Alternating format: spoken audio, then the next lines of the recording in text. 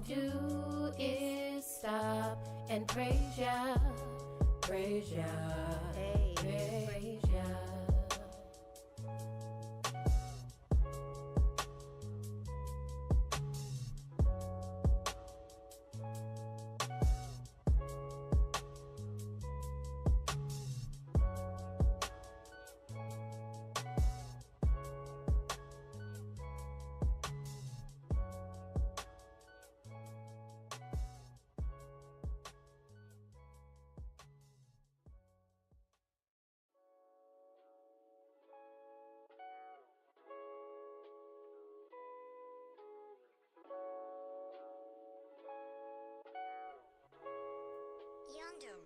When I think of your mercy and all that you've done for me, hey, all I can do is stop and praise ya.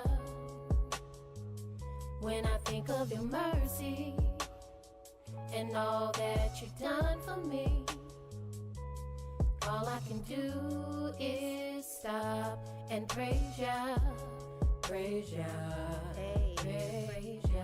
We really gotta stop like praise ya. Stop and praise the ancient of days. Teary-eyed and with a smiling face, the praise you gave was already ordained. Stop and praise for keeping you in your lane. Give a praise for breaking off them chains. Before you let somebody steal your praise, think about the spirit in which they came. Think about the energy they gave. Is it worth it? Nope, never, no way. Kingdom we broke into a praise dance. I praise y'all for D4 hug daps. Praise Yahweh for the congregation, and I praise him for the angels, the elders, and all their dedication. See, this truth, it'll cut you, heal you, it'll make or break you. It's a spiritual walk, it's a spiritual ride. Just don't despise the chastisement when you get chastised. You a son, not a bastard, right? You gon' get chastised. Kingdom we broke into a praise dance. It's a spiritual ride. Just vibe. Yeah, just vibe. We gon' ride.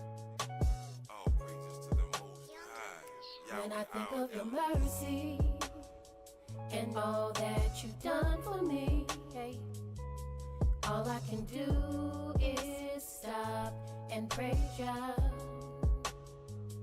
When I think of your mercy and all that you've done for me, all I can do is stop and praise ya, praise ya, hey, praise ya.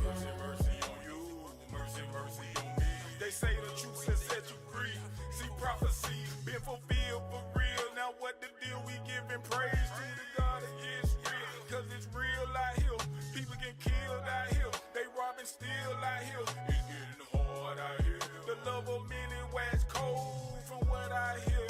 But we back by the Most High, so who shall you feel? You gotta be. When I think of your mercy and all that you've done for me, hey, all I can do is stop and praise ya.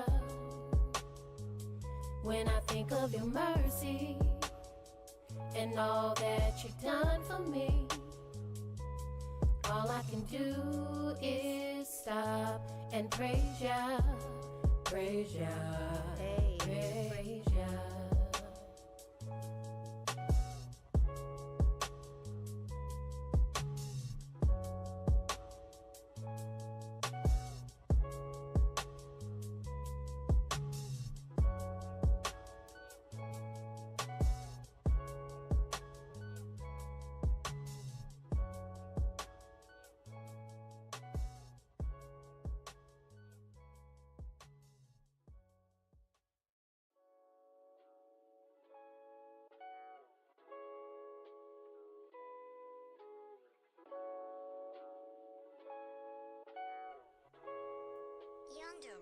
When I think of your mercy and all that you've done for me, hey, all I can do is stop and praise ya.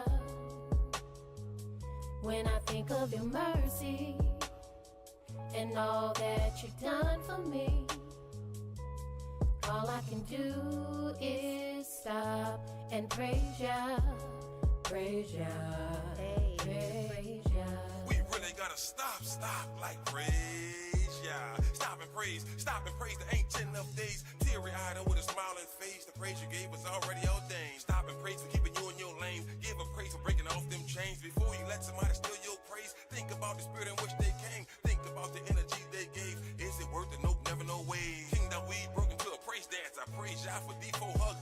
praise Yahweh for the congregation, and I praise him for the angels, the elders, and all their dedication. See, this truth, it'll cut you, heal you, it'll make or break you. It's a spiritual walk, it's a spiritual ride. Just don't despise the chastisement when you get chastised. You a son, not a bastard, right? You gonna get chastised. It's a spiritual ride. Just vibe. Yeah, just vibe. We gon' ride. All praises to the Most High. When I think of your mercy and all that you've done for me, hey, all I can do is stop and praise ya. When I think of your mercy and all that you've done for me, all I can do is stop and praise ya. Praise ya. Praise ya. Mercy on you, mercy, mercy on me. They say the truth has set you free. See prophecy been fulfilled for real. Now what the deal? We giving praise to the God of Yisrael. Cause it's real out here. People get killed out here. They robbing still out here. It's getting hard out here. The love of many wax cold from what I hear. But we back by the Most High, so who shall you feel? You gotta be bold and righteous to live. The flesh is seething and wicked. Sin deceiving is vicious. Repentance needed to fix it. His mercy too exquisite to miss it. Just receive the listen. Let's stick to the mission. Believe and receive his blessing. You see, blessings come from above. None of us deserve it. None of us is worthy. But we praise y'all for his mercy. When I think of your mercy.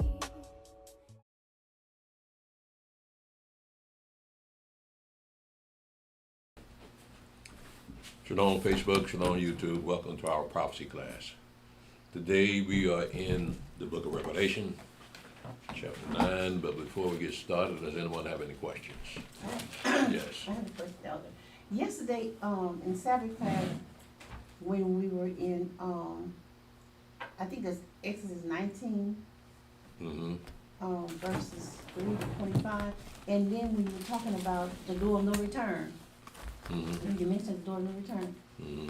I thought we had to go back, or we had to go around the door of no return, not go that same way we came, because our descendants came. We'll be, Yahweh willing, we'll be disembarking on the west coast of Africa, same place we left on. So we're looking at the areas of Ghana and those surrounding areas, whether it be Gold Coast and those places where they sold the slaves. Mm-hmm. Well, we'll be going back through those places, past till we get to the wilderness. So the door of no return, it wasn't just one door. There's three of them, right? Is that about 3 doors of no return? Zach? We have about 3 doors of no return, right? Yes. Yeah. Yeah. Mm-hmm. All right, thank you. All right. I got a question.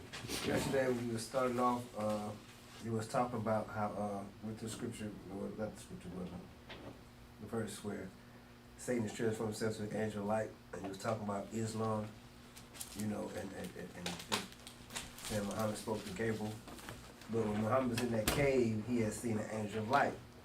They probably lied and said he was Gabriel. Mm-hmm. But do you think when Satan transformed himself into an angel of light, because I've always thought about this over years, that angel of light that Muhammad seen in that cave was Satan? Let me ask you now, where it just said in the Quran that it was a light? He said when he was in the cave, he seen an angel of light. Angel of light, that's what it says? Yes. Okay. I don't think that's talking about the same thing. No. First of all, when they talk about Muhammad and his experience with the angel of light, and, it's all fabricated, just to match up with what we talk about in our book. So if you call it an angel of light, he's talking about a positive thing. Here, and Paul is talking about something negative. Okay. Okay. Does anyone else have any questions? I got one more question. Okay. It's kind of silly, but somebody was asking me, because I'm talking about the wilderness, and they was like, is the angels going to go to sleep out there in the wilderness? I told them, angels don't need to sleep, but just want to get your opinion so I can let them know. 'Cause I think they got sometimes ulterior motives in their mind when about being out there and still doing what they want to do a little bit. That's what I think personally. But ask me a Now that you question. say that. You know what I mean? You know, the evidence asks to go to sleep out there. So Well, you're gonna be out there 3.5 years, man. right, Imagine every now and then you want to change up. right, So, it will no doubt be like it was when our fathers were out there in the wilderness. They impregnated their wives and they had children also while they were out there. So I imagine it'll be the same way this time. It'll be a little bit different though because we're not used to being outside a building. So that's gonna take a little getting used to. But as far as personal relationships, as soon as they get comfortable with what their surroundings, I believe it'll pick back up. But we're talking about married people now. We're talking about fornication. So right, with fornication and all other manner of sexual gratification, they're gonna have to answer to the judgment. They're probably purged out. Yeah. Because you don't hear about it in fornication in our fathers when they came out of Egypt. Most of them were married. So it wasn't an issue. Even though we have a law concerning virgins and marriage, we didn't hear that it was an issue with our fathers when they came out of Egypt. Yeah. You don't really hear about any crime among our fathers while they stayed out there 40 years. You hear about no crime. Just rebelliousness against Moshe and Yahweh Moshe. So that's about the worst thing you can say about that. Okay. But this time, all we have was the story of what Yahweh did to the Egyptians, right? And so our fathers were right there on the scene, so they saw these things themselves, and they recorded it. But with this generation of the children of Israel, they have not seen those things that our fathers saw. So they would not be fearful of Yahweh. I imagine over time, when the 3.5 years are just about up, people come to their senses that they're dealing with something that no one told them about before. But then again, you'll be out there, and you can let them know what's going on. right. Does anyone else have any questions? Now, Elder, yesterday when we was reading when they was crossing the Red Sea and the angels made their move to the back, one of them causing darkness and one of them causing light. That was like back to back, right? You know, like let's say if me and you was in a situation where we had to protect and defend one another. We won't stand out like this right here, you know, like this. You know, we gotta watch each other's back. So is that what they were doing? With the pillar of cloud, pillar of fire? Yeah. Yeah, well, like I said, the pillar of fire was made just for the night travel. The pillar of I'm not talking about. I'm talking about when they were at the sea crossing. Oh, at the sea? When the angels made their move. And well, this is the first mention of pillar of fire, pillar of cloud, isn't it? yeah. Yeah, so this is a new player in the game. So we see what their job was to again hide them from Pharaoh and these Egyptians that was chasing them.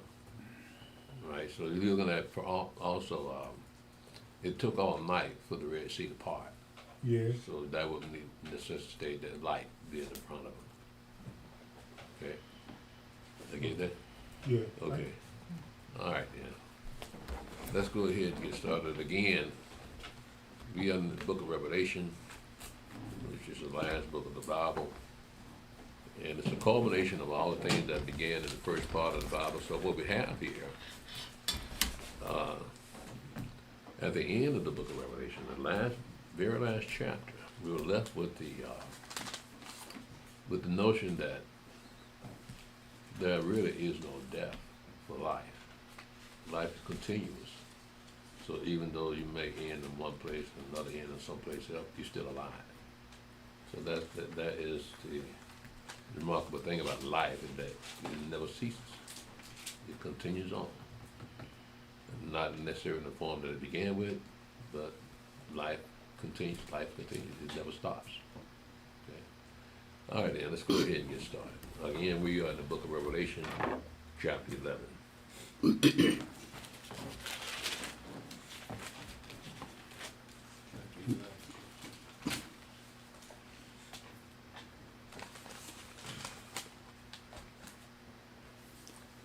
Revelation chapter 11, verse 1.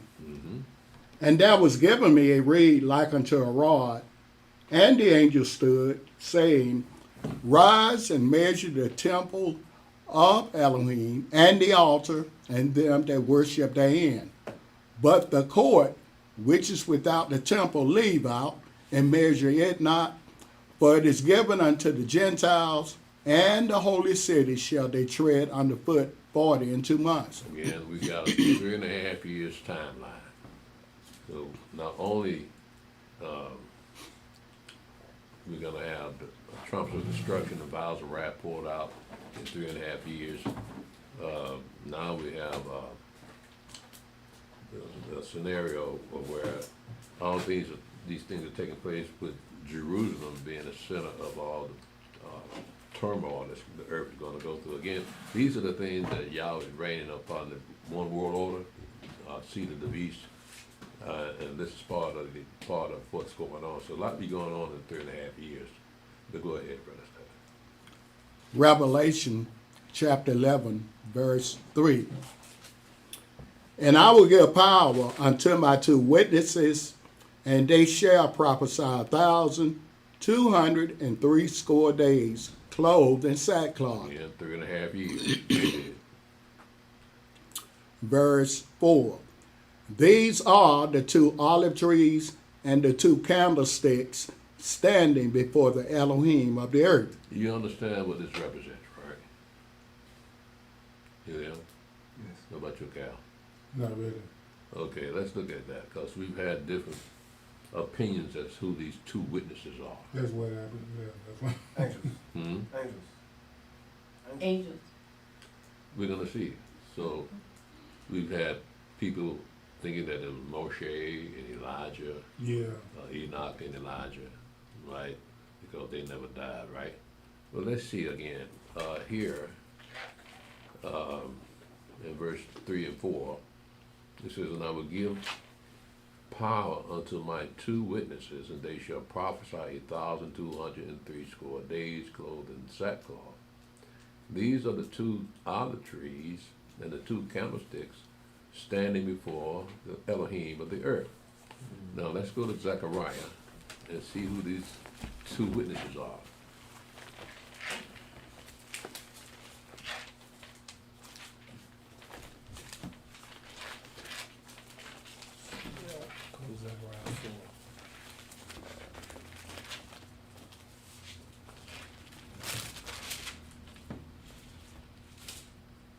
Brother Stephen, pick this up in Zechariah chapter 4. We're going to see, remember how they were described?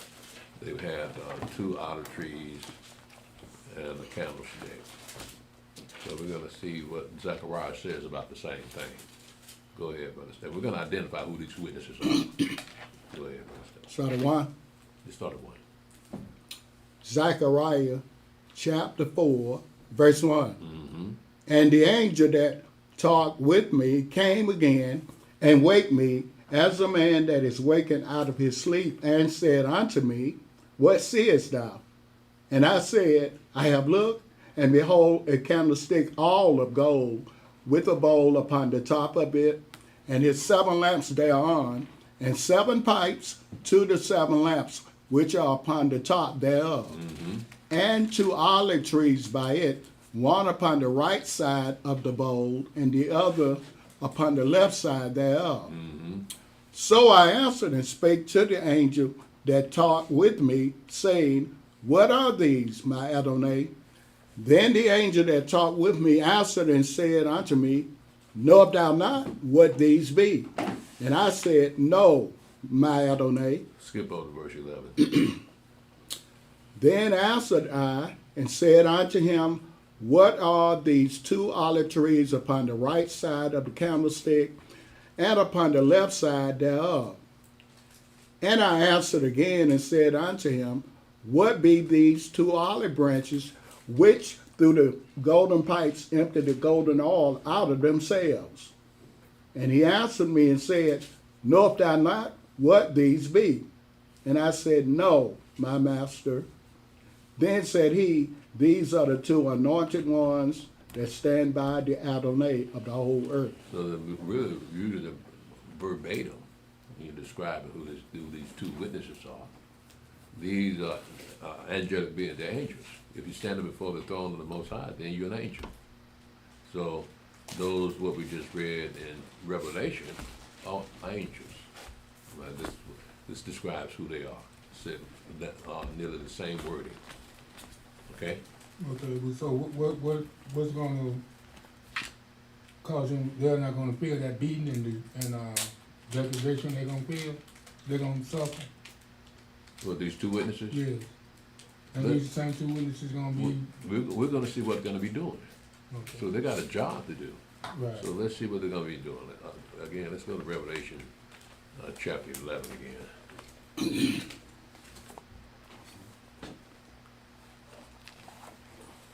Revelation chapter 11, verse 5. Start at 3 again. Okay. Revelation chapter 11, verse 3. And I will give power unto my two witnesses, and they shall prophesy 1,260 days, clothed in sackcloth. Mm-hmm. These are the two olive trees and the two candlesticks standing before the Elohim of the earth. Mm-hmm. Again, they're angels if they do that. Go ahead. Verse 5. And if any man will hurt them, fire proceedeth out of their mouth and devour their enemies. And if any man will hurt them, he must in this manner be killed. Mm-hmm. These have power to shut heaven, that it rain not in the days of their prophecy, and have power over waters to turn them to blood, and to smite the earth with all plagues as often as they will. Now, when you continue to read about all the trumpets of destruction, the vials of wrath being poured out, then you see that when the trumpet blows, calamity comes, but not as much as the coming calamity. So, like for instance, when the first trumpet blows, a third of the earth water gonna turn to blood. Then when the first vial is poured out, then all the water of the earth gonna be poured, turn into blood. Yeah. And this the verse right here that when I did believe that it was Moses and Elijah, because they doing the same thing that Moses and Elijah did. So it just made it make sense, you know what I mean? Elijah made it stop raining for 3.5 years, and Moses turned water into blood and all the plagues he put on Egypt. So it just made sense that it was Moses and Elijah because of what the same thing they doing right in this verse, you know what I mean? What I did till I came here, you taught me better, you know? Okay. Yeah. Again, I've heard that, Right. and but we had an excellent teacher who showed us that was what this really means. So now I'm just passing that on to you. Because not everybody can hear what I'm teaching, so they'll go on thinking that's Moshe and Elijah until they always turn into something better. But until then, not knowing exactly what that meant, it makes more sense when you go back to Zechariah now. Right. Go ahead, Brother Stephen. Revelation chapter 11, verse 7. And when they shall have finished their testimony, the beast that ascended out of the bottomless pit shall make war against them, and shall overcome them and kill them. Remember the beast of the bottomless pit, we picked that up in chapter 9 when that star fell from heaven and the keys in the bottomless pit was given to him. So here this leader of the bottomless, this angel of the bottomless pit, is coming up, and they said that they killed these two men. How can you kill an angel? They're spirits. But it would seem like they died because of what they did to them, right? Because they're looking at these two men. These men, they're blaming these men for the problems that the earth is having with those vials of wrath, trumpets of destruction, vials of wrath. They point at them two men. They're the reason for that's happening. So they thought by killing them, all that stuff would stop. Right? So the beast of the bottomless pit rose up and killed these two witnesses. All right, go ahead, Brother Stephen. Revelation chapter 11, verse 8. And their dead bodies shall lie in the street of the great city, which spiritually is called Sodom and Egypt, where also our Adonai was crucified. What was he crucified in Jerusalem, right? Go ahead, Brother Stephen. Revelation chapter 11, verse 9. And they of the people and kindreds and tongues and nations shall see their dead bodies 3 days and half, and shall not suffer their dead bodies to be put in graves. They must have hated these men because normally, according to Hebrew culture, they buried the bodies right away that very same day in most cases. So they left them bodies out there 3.5 days. Go ahead, Brother Stephen. Verse 10. And they that dwell upon the earth shall rejoice over them, and make merry, and shall send gifts one to another, because these 2 prophets tormented them that dwelt on the earth. And after 3 days and half, the spirit of life from Elohim entered into them, and they stood upon their feet, and great fear fell upon them which saw them. And they heard a great voice from heaven saying unto them, Come up hither. And they ascended up to heaven in a cloud, and their enemies beheld them. It almost resembles a resurrection, doesn't it? Because, but then, how can these be resurrected before the Mashiach shows back up? Because when he shows back up, the dead in Christ shall rise up and meet him in the air, right? But these are 2 witnesses of Yahweh, Elohim. And so they just, what happened was these men's bodies seemed dead, but the spirit of life was given to them. Now you look at, for instance, when the first man was created, Adam, from the dust of the ground, and Yahweh breathed in him the breath of life, and he became a living soul. So he was inanimate, just a body there with no breath in it. So I'm looking at it the same way. So the spirit of life came upon them, man. So when you look at the word spirit also means breath. Also means wind, and some other mental things about a person. Talk about the spirit that's within him.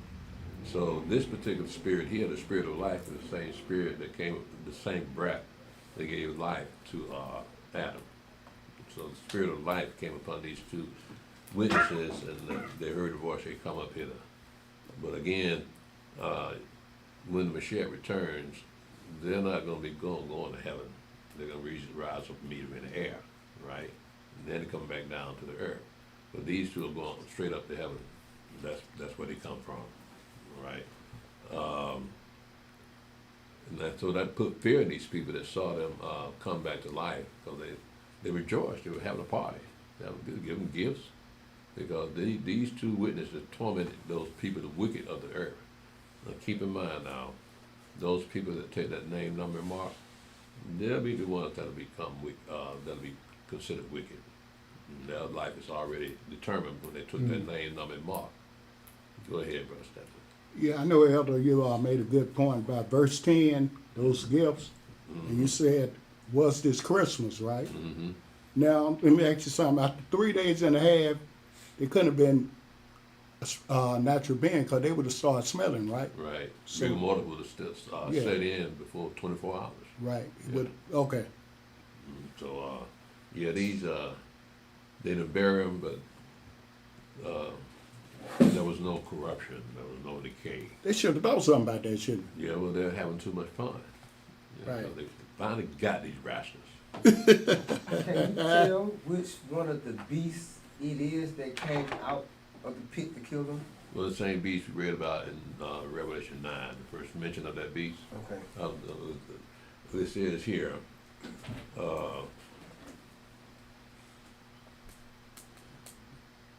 It says in verse 7 that when they shall have finished their testimony, the beast that ascended out of the bottomless pit shall make war against them, and shall overcome them and kill them.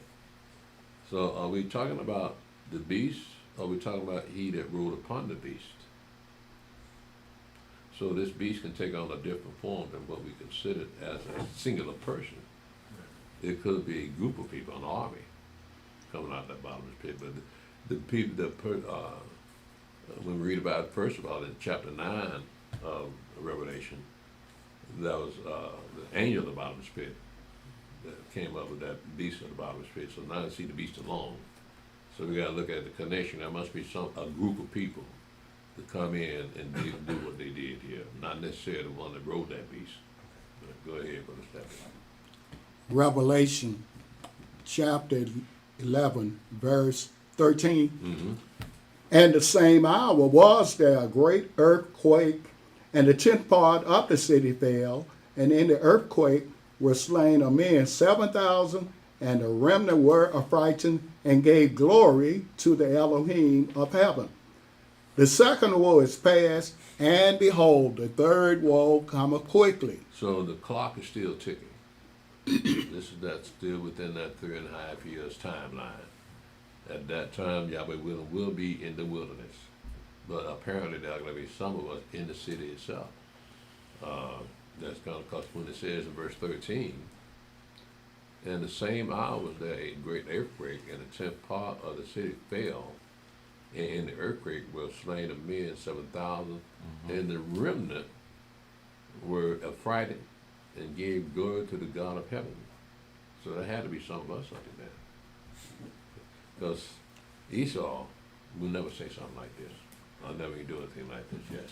What, okay, we in the wilderness, and then you got the other 9 tribes scattered. What are they doing in Jerusalem at this time? I mean, what are people, I don't know if it's going to be the house of Yehuda or the 9 tribes, but what are they doing in Jerusalem at this time? Well, they're doing that now. They're in there now. Right. So, Yaakov used to tell them, don't go up in there now. It's not the right time. But when you read, for instance, in Matthew 24, when the beast, the desolation of abomination of desolation, we see that Mashiach warns people when these things come to pass that he that is in Judea flee to the mountains, and he that's in the city don't come back in. So we got apparently going to be some of our people that are there, that's still there, and they're going to suffer during the 3.5 years of great tribulation. So we seeing Jerusalem being destroyed, part of the city being destroyed. So they're going to be there. Also, you got to look at, is he all right? There's them 2 women. Huh? There's them 2 women. No, I was looking at Elder. Yeah, Elder coming up here. She's got the umbrella over him because it's raining outside. It's raining? Yes, right. So, okay, I can't see it from here. Right. Let's slow down a little bit. It's raining good though. It's supposed to stop at like 1. All right. You're so old, he's going to make it today. No, I guess so. Well, she went out there. I think she looked like she was getting out the car. He's risen. But again, we have apparently some of our people that are already in the city, like they're already in the land now. So, like I said, Elder told them not to go there. You look what's going on now. The Hamas is shooting rockets all over Jerusalem, especially shooting in Tel Aviv. Tel Aviv, yeah. Yeah, that's what Brother Daniel is. It was Daniel in Tel Aviv. it was a young, well, not a young lady, but a lady about a few weeks ago. Remember Zach? That lady was trying to sell us some stuff, and we were talking to her. Long story short, I told her, I said, well, we don't, participate on the Sabbath line. If you want to come by first day. She was selling like some candles and soaps or something, homemade stuff. Long story short, she was saying that her sister and brother-in-law are in the truth. And so we started talking, gave her some literature. We had a good conversation for about 20-something minutes. Long story short, she was saying that they were over in Dimona. They went over in Israel. Yeah. And she was saying that her daughters just made it out because they closed the airports. And she said, I got actual footage they was sending me where like rockets are like just hitting them like right then and there. And people panicking. And so she was telling me the brother-in-law is still stuck over there. The brother-in-law and her sister and her sister and the sister's husband is still stuck over there. They wanted to make sure their children got over here, so their children made it back safely, but they still stuck over there, not letting people go because every time you turn around, it's a missile hitting. Yeah. So I go back to what you're saying when Yaakov was alive. Said, "Don't go over there. Don't jump the gun." Right. And she started crying. Actually, she was really like, she was like, "I don't know if they're gonna come." So she was like, I know y'all believe in Yahweh. They believe in Yahweh. Just keep in the prayers. know, so they can make it back safely. The daughters made it safely, but they ain't letting everybody go because they shut them airports. So, When did they decide to leave? When they were attacked? Or they were gonna leave? yeah, around about when it started revving up. She said at first they wasn't letting people leave Israel. It was not letting people, you know, told them to stay put. And then I think the bombing got lighter, maybe. Then they started allowing certain people to just go ahead and leave. Yeah. But not in one wave because of the rockets that was coming over here. Yeah. So they had to deal with Hamas and Hezbollah. Now they got to deal with Iran. Yeah. And the Houthis. And the Houthis. So what now? And the Houthis. And the Houthis. Now, the Houthis backed off of Israel for a minute, but now they back in the fight. Yeah, they fired some missiles at them. Yeah, since America's over there now, they starting to get ants in the pants. Yeah. Let me ask you something. Where those Colossians, where are they all over in that land? I don't know what area they're in. There's a bunch of them, isn't Yeah, there's a bunch of them. Some of them in the military. there? Oh, okay. Yeah, but they don't let them do too much more than anything else. Shalom, sister. They gave those the women, the Ethiopian women, some kind of drug to keep them infertile. So, and also they refused to take blood drive. They would refuse to take Ethiopian blood. Yeah, that's they take anybody else's blood but theirs. I guess it goes back to them not wanting to pollute themselves with the true Jews. Like they ain't already polluted. They ain't been with everybody on earth. I know, but that's European mindset. See, these are Europeans here, and they're trying to keep it in the family like their seed is royal, like blue blood. And so they intermarry with one another, but don't want no outside person coming into their family tree, taint their blood.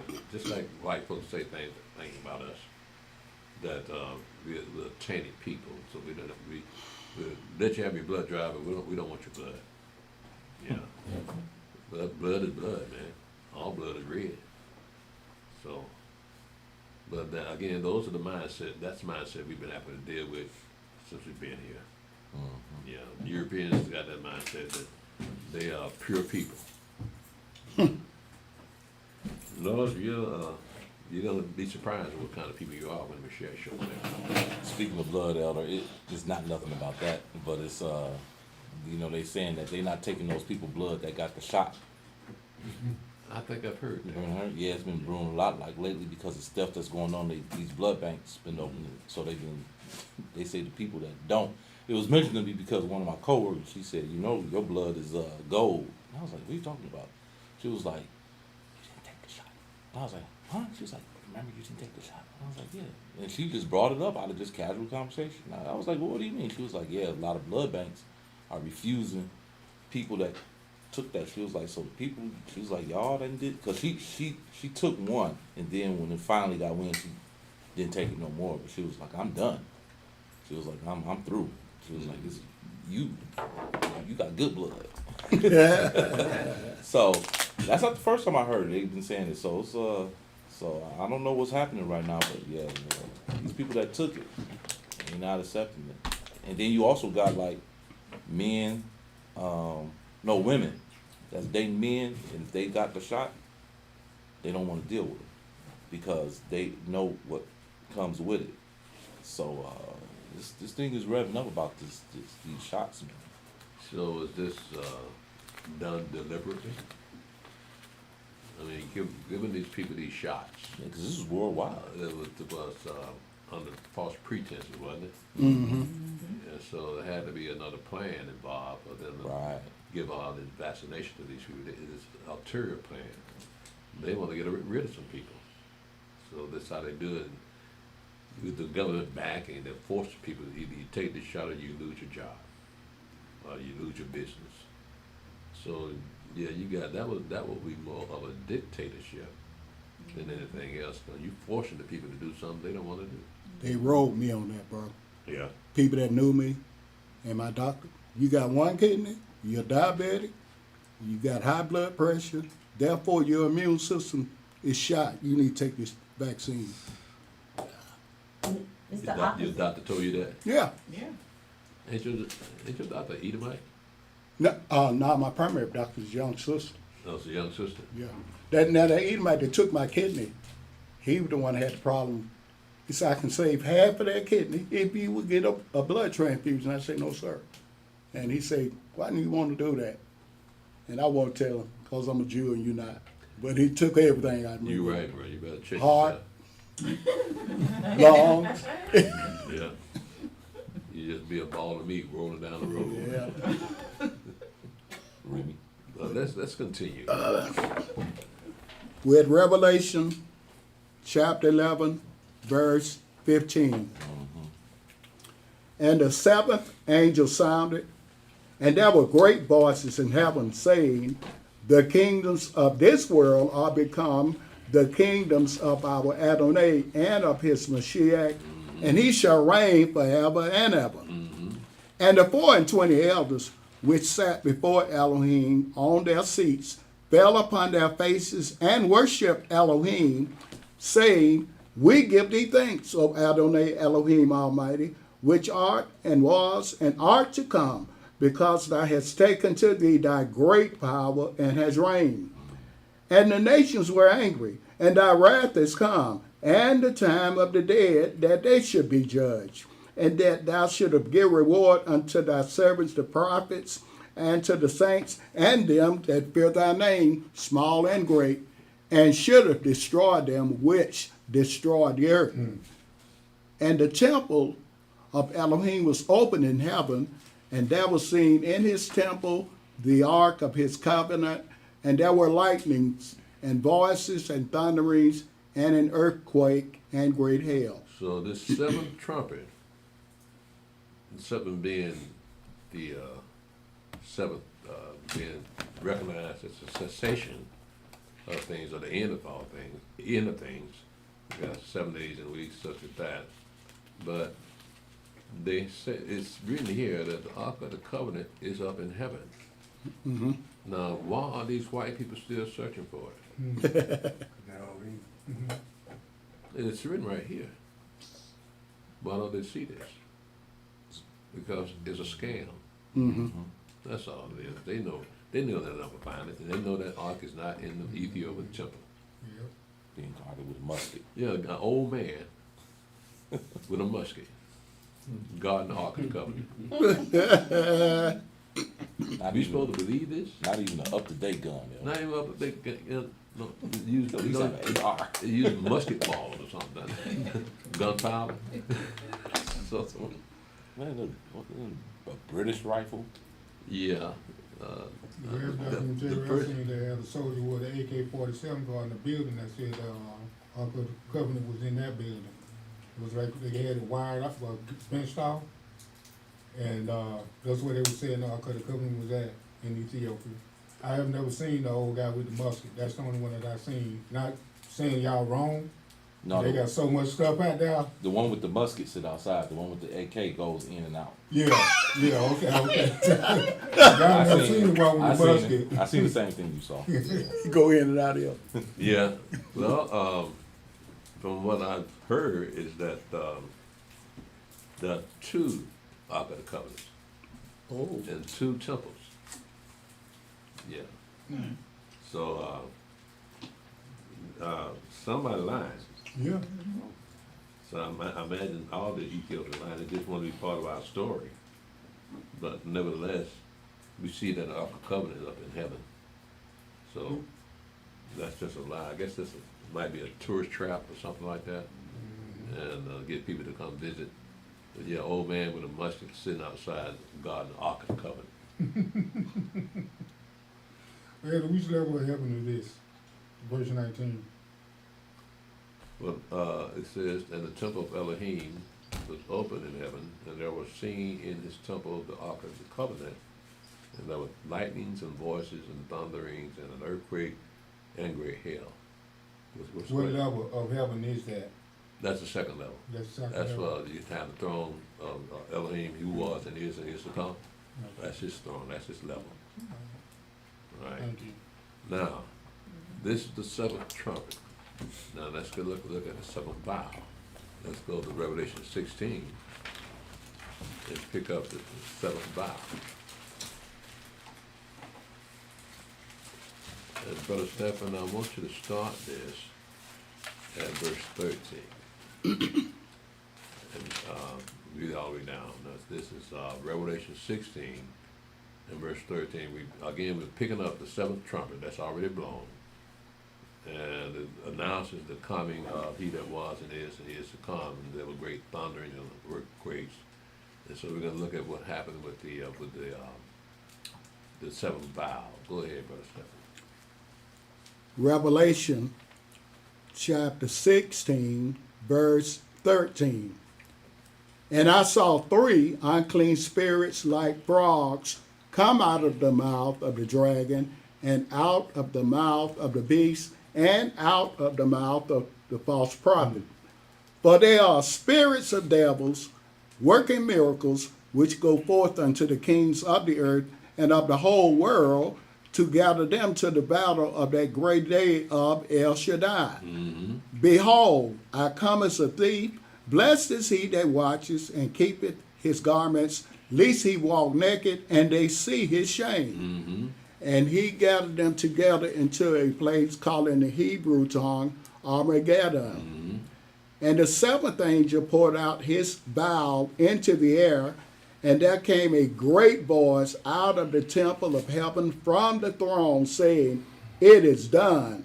And there were voices and thunders and lightnings, and there was a great earthquake, such as was not since men were upon the earth, so mighty an earthquake and so great. And the great city was divided into 3 parts, and the city of the nations fell. And great Rome came in remembrance before Elohim to give unto her the cup of the wine of the fierceness of his wrath. And every island fled away, and the mountains were not found. Mm-hmm. And there fell upon men a great hail out of heaven, every stone about the weight of a talent. And men blasphemed Elohim because of the plague of the hail, for the plague thereof was exceeding great. So we see the result of the first trumpet, the seventh trumpet, and now the seventh vial has been poured out, and the city was divided into three parts. What city is that? That's Rome or Jerusalem? No, that's talking about Jerusalem, because we're going to pick up Babylon. That'll be Rome right there. So it just not came to mind apparently, and again in the seventh trumpet, in the last verse, it says, "And the temple of Elohim was opened in heaven, and there was seen in the temple the ark of the covenant, and there were lightnings and voices and thunderings and an earthquake and great hail." And also in the seventh vial, you have verse 18, and there were voices and thunders and lightnings, and there was a great earthquake, such as was not since men were upon the earth, and so mighty an earthquake and so great. So we got basically the same thing, with the trumpet being poured out, the trumpet being blown and the vials being poured out. So you see the same effect. Again, remember the purpose of the trumpet is to warn, to alert you that something bad is coming your way. And now, in this particular case, in verse 10, it says, "And the great city was divided into 3 parts, and the cities of the nations fell, and great Rome came in remembrance for Elohim to give unto her the cup, the wine of the fierceness of his wrath." So we're talking about 2 different places here. The great city turns out to be Jerusalem. Now we got Rome coming to mind. So remember now, this is the end of all things. This is the end of the trumpets and vials. But the troubles are not over. Because now Babylon's come to mind. America's come, Rome comes to mind. So she's got to feel Yahweh's wrath also. And so once that's done, we're going to continue on and see what happens even after Yahweh destroys Rome. Go ahead, Brother Stephen. Chapter 17. Revelation chapter 17, verse 1. And there came one of the 7 angels which had the 7 vials, and talked with me, saying unto me, Come hither, I will show thee the judgment of the great whore that sitteth upon many waters, with whom the kings of the earth have committed fornication, and the inhabitants of the earth have been made drunk with the wine of her fornication. Now, keep in mind now, this is a lot of symbolism here. For instance, in verse 1, it says, There came one of the 7 angels which had the 7 vials, and talked with me, saying unto me, Come hither, and I will show unto thee the judgment of the great whore that sitteth upon many waters. Well, again, that's symbolic of people. We're going to find out as we continue to read chapter 17. So this is talking about a doctrine that covers all the people. And again, we're going to see that this has to be wrong. Go ahead, Brother Stephen. Revelation chapter 17, verse 3. Uh-huh. So he carried me away in the spirit into the wilderness, and I saw a woman sit upon a scarlet-colored beast, full of names of blasphemy, having 7 heads and 10 horns. And the woman was arrayed in purple and scarlet color, and decked with gold. Hold on. I'm not supposed to go here yet. Oh, well, okay. We're just going from the trumpets to the vows, right? So let's keep it in that order and go back to Revelation 12. Okay.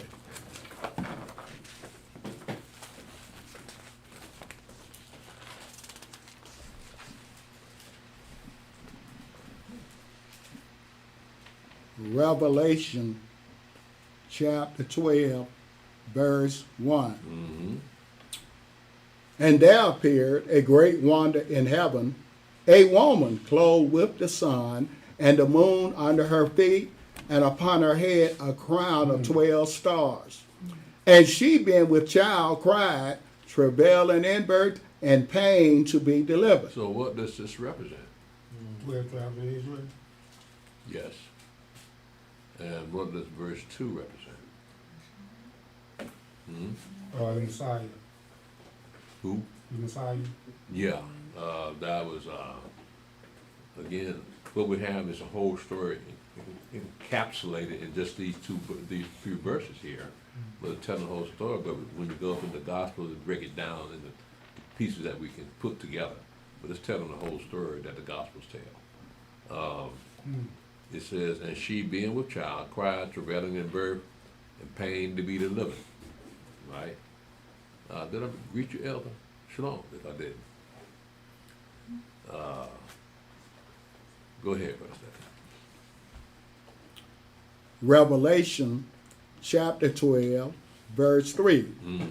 And there appeared another wonder in heaven, and behold, a great red dragon, having 7 heads and 10 horns and 7 crowns upon his heads.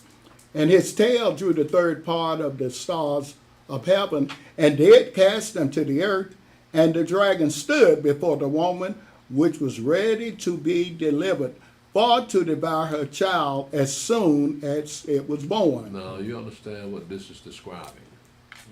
Now, this is the government. This is the Roman Empire, right? And it says, there appeared another wonder in heaven, and behold, a great red dragon having 7 heads and 10 horns and 7 crowns upon his head. That is the Roman Empire.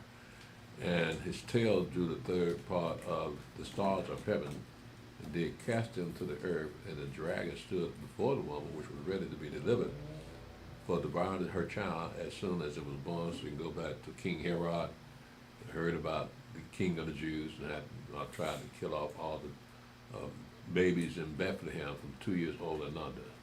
And so that he was looking for the Mashiach, but Yahweh, the angel told Joseph, take them and go to Egypt and hide out there. Right? So that symbolized, those 2 verses symbolize that the Mashiach's life was at stake. But the children of Israel were expecting a savior anyway, because of what the prophets were saying, what Moshe and the prophets were saying. They were expecting to see him one day.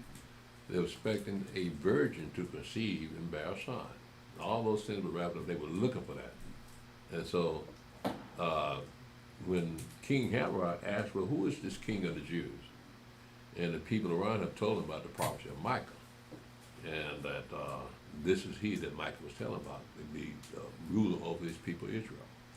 And so, we got both cases here in verse 3 and verse 4. And consider this also. In verse 4, it says, and his tail drew the third part of the stars of heaven, and they cast them to the earth. And the dragon stood before the woman, which was ready to be delivered, for to devour her child as soon as it was born. But when it says the third part of the stars, now we know we've been taught with stars are supposed to be planets, right?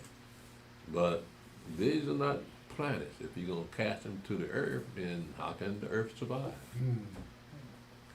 So these stars that are being cast, a third part of heaven being cast to the earth, are unclean spirits, demons.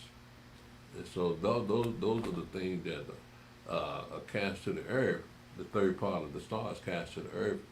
And you realize that in the Gospels, it speaks about people with unclean spirits. Mashiach had to cast the unclean spirits out. But you didn't see that in the Scripture. You hear about that in the Psalms and nowhere else.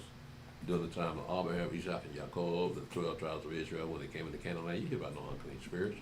So we just start hearing about them on when Mashiach shows up.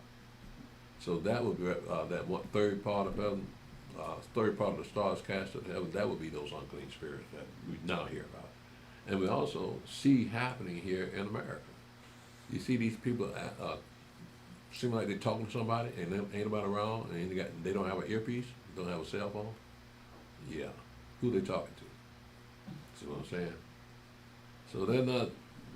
We can't cast out unclean spirits, and so we just pray that Yahweh spares us from having an unclean spirit. Now, what will make a person take an automatic weapon to a elementary school and try to kill off all the children up in there? That'd be an unclean spirit. Where's your empathy? Where's your compassion? Why would you take children's lives? So there's something wrong with you mentally. And think about that also, the last, I think maybe 2 or 3 mass shootings in schools were done by people, men that thought they were women. I did not know that. Yeah.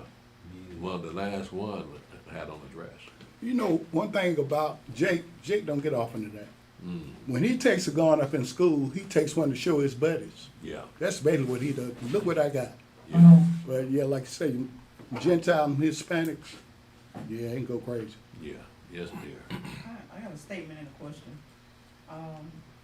When this was read when I was young, I thought the same thing. Like the stars were very huge, and when a third of them came to the earth, I said, "That's the destruction of earth." And I was like, "Well, why is the earth still going on?" Because they kept reading. I said, "But the earth is still going on, but the stars came down." So I never understood why. But now I know why. Because they were angels. They weren't right. And then later on, I found out they were demons. Okay, so this particular verse, is it twofold? Is it future and also past when the Mashiach was here, or is it also coming in, Well, in the future? it's historic in that it speaks about things that have already happened. In this particular chapter, it talks about things that already happened that are going to happen. So both past and future. Okay. Yeah. In this one verse, No, that's this whole the chapter. whole chapter. Yeah. Like I said, in that one verse 3 and 4, that's already happened, right? But go ahead, we're going to continue on, because again, we got a condensed story about what we read about in the Gospels. Go ahead, Brother Stephen. Revelation chapter 12, verse 5. And she brought forth a man-child who was to rule all nations with a rod of iron, and her child was caught up unto Elohim and to his throne. Again, it leaves out all the minute details we see leading up to the Mashiach crucifixion and rise up to heaven. So you got to condense in these 2 verses here. And she says, she brought forth a man-child who was to rule all nations with a rod of iron, and her child was caught up unto Elohim and to his throne. So leaves out the details that led him to that point. So now he's sitting on the right hand of Majesty on high, and when he said it was caught up, it leaves out the fact that he died. It was raised back up. They leave that part out, but it just says that it's a condensed version of what really happened. Go ahead, Brother Stephen, read verse 6. And the woman fled into the wilderness, where she has a place prepared of Elohim, that they should feed her there 1,260 days. And 3.5 years. Now, that would be our time for that, because it gives you the timeline of 3.5 years, but that would be, we would be that woman that has fled into the wilderness. And now we see that we're going to be ministered to. And the wilderness, what we read about here, is already prepared for us, or being prepared even as we speak. We don't know exactly where it is, but nevertheless, it says in verse 6, and the woman fled into the wilderness, where she had a place prepared of Elohim, that they should feed her there 1,260 days. It's 3.5 years. Right? So those people that may have been concerned about what you're going to do when you get there, how you're going to feed yourself, Yeah. you already got your set up. Mm-hmm. You remember when the Mashiach was raised from the dead, and Peter and the rest of the disciples went out fishing, and when they came back to shore, they didn't have nothing. But they saw the Mashiach on the shore with fish already cooked, already prepared for them. And then he told them, I said, you cast out on the other side, you bring some more fish up here. Right? So, this is saying the same thing, that Yahweh can have a place prepared for us, for those people that are going to be out there 3.5 years. Now, that doesn't leave out the fact that there's going to be a lot of purging out there. A lot of people are going to die. And how that's going to be arranged, we don't know. We know there's a solitary place for us. But from that solitary place, we'll be able to see what happens to those people that are going to be destroyed. Yeah. I just look at, because you know the wilderness is gonna be a confined space. It's like a lot of purging. Like say this the holy days. There wouldn't be no purging during the holy days because you got to bury them bodies and be unclean.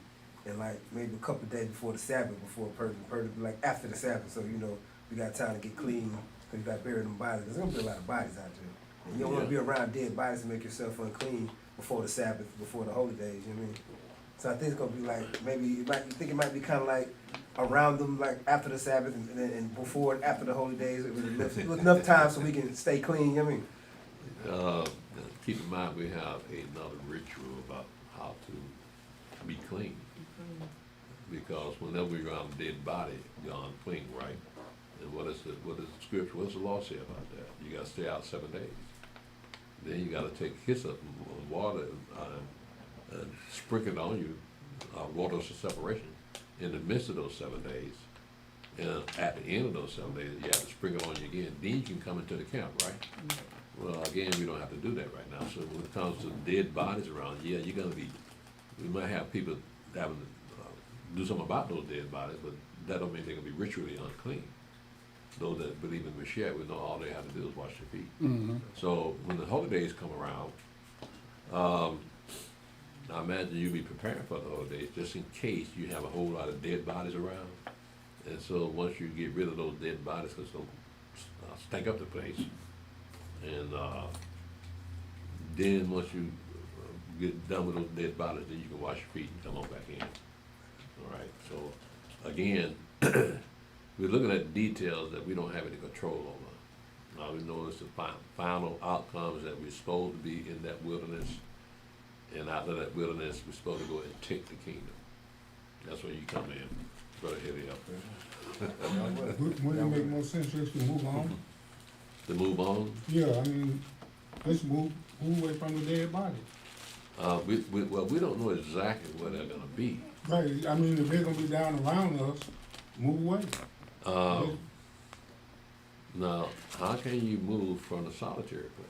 You know, I ain't talking about move out of the solitary place, I'm talking about move to a place where you know dead bodies at where we gonna be. Well, that'll be set up by Yahweh himself, wouldn't it?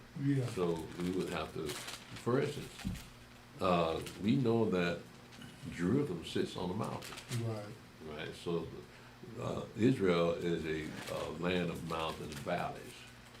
And so with us, we may be up in those mountains during that great tribulation. I'm gonna go up during that 3.5 years.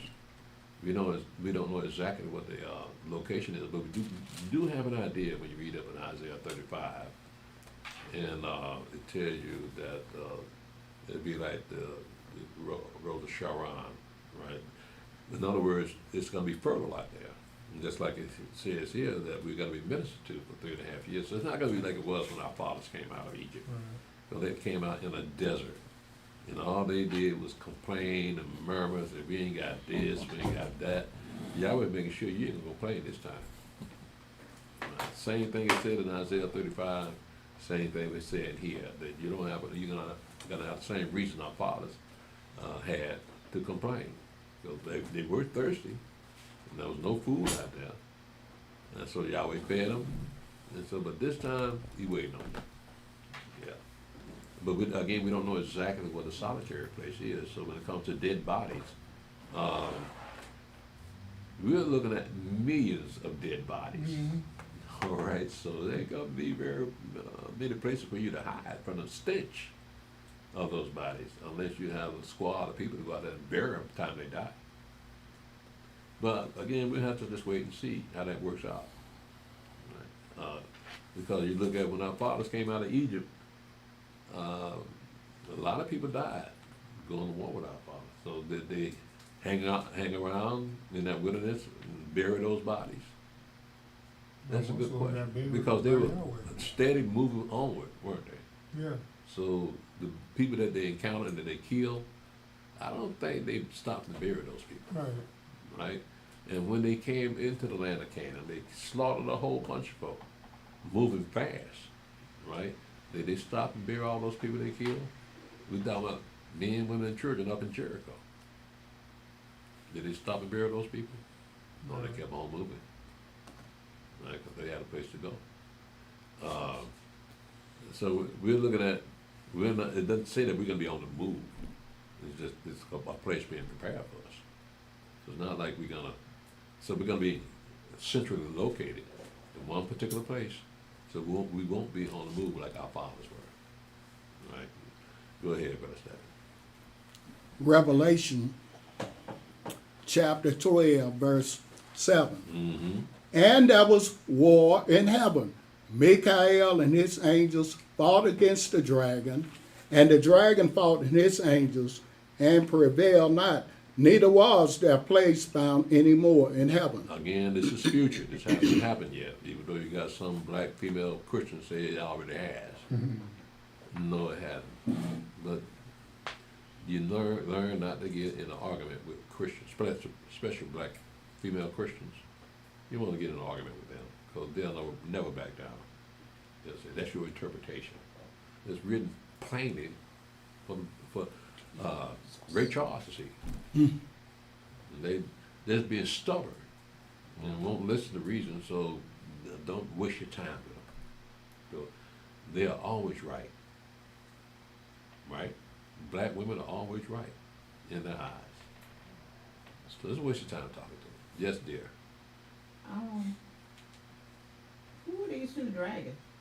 The dragon fighting himself, or I mean, it gotta be he fighting somebody. What now? These two dragons, the dragon fighting against What verse? the 7. Verse 7, and there was war in heaven.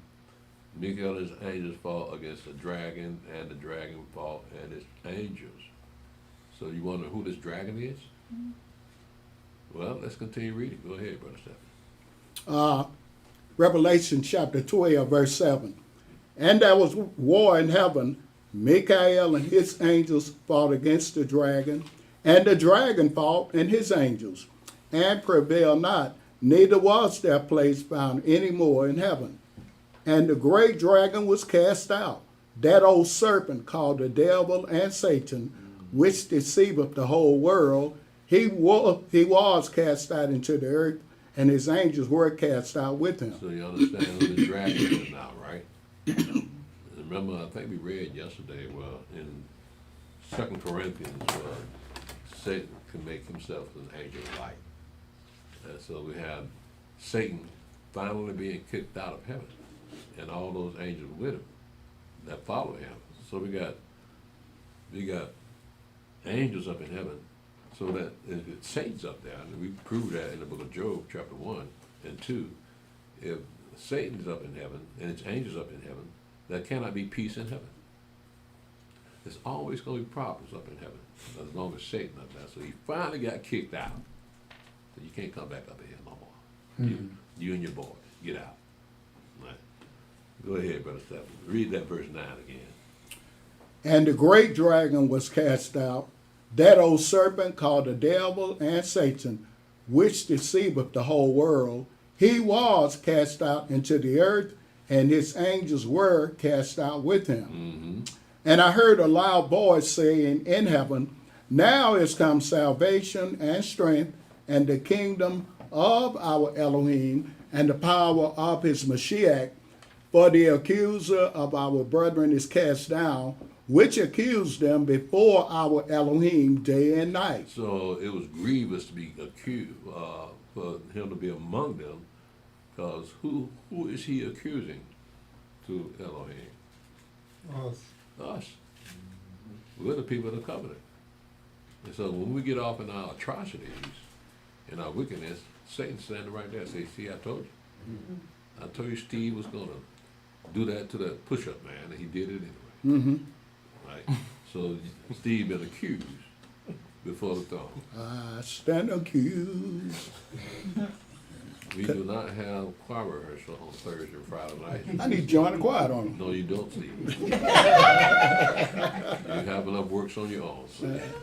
See, you don't have a voice to come up there with us. I ain't gonna say that. Yeah, that's what you say. No, I'm not gonna say that. We know he did. We know what he did.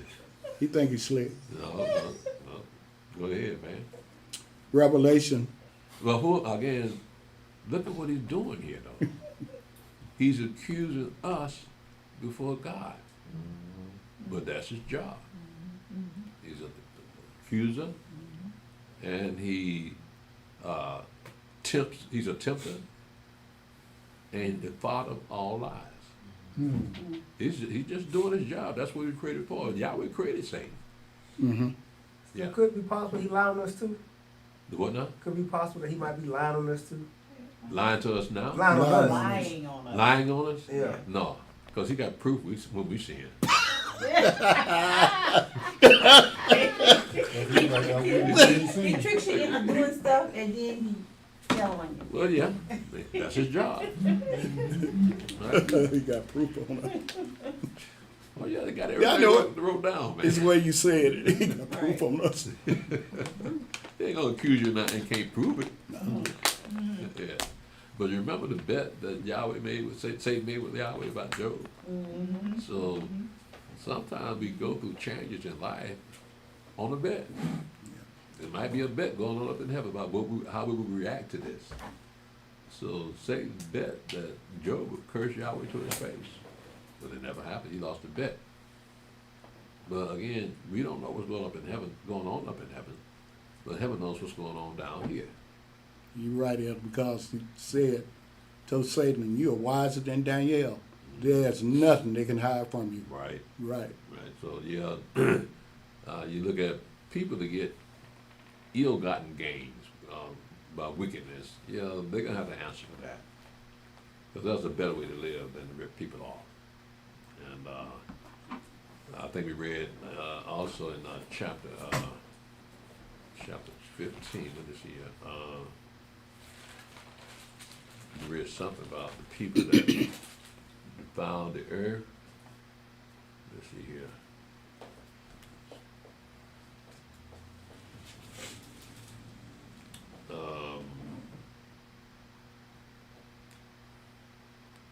I thought it might have been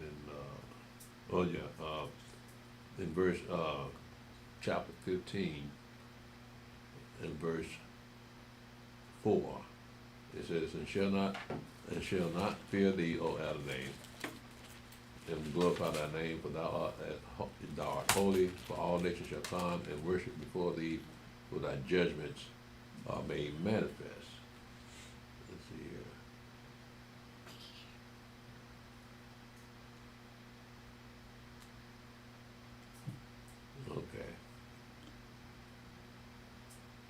Okay, now again, that would be part of the last, the seven trumpets. But let's continue on again. We are still in chapter 12. I'll get that back. I'll get back with you on that one. Hold on a second.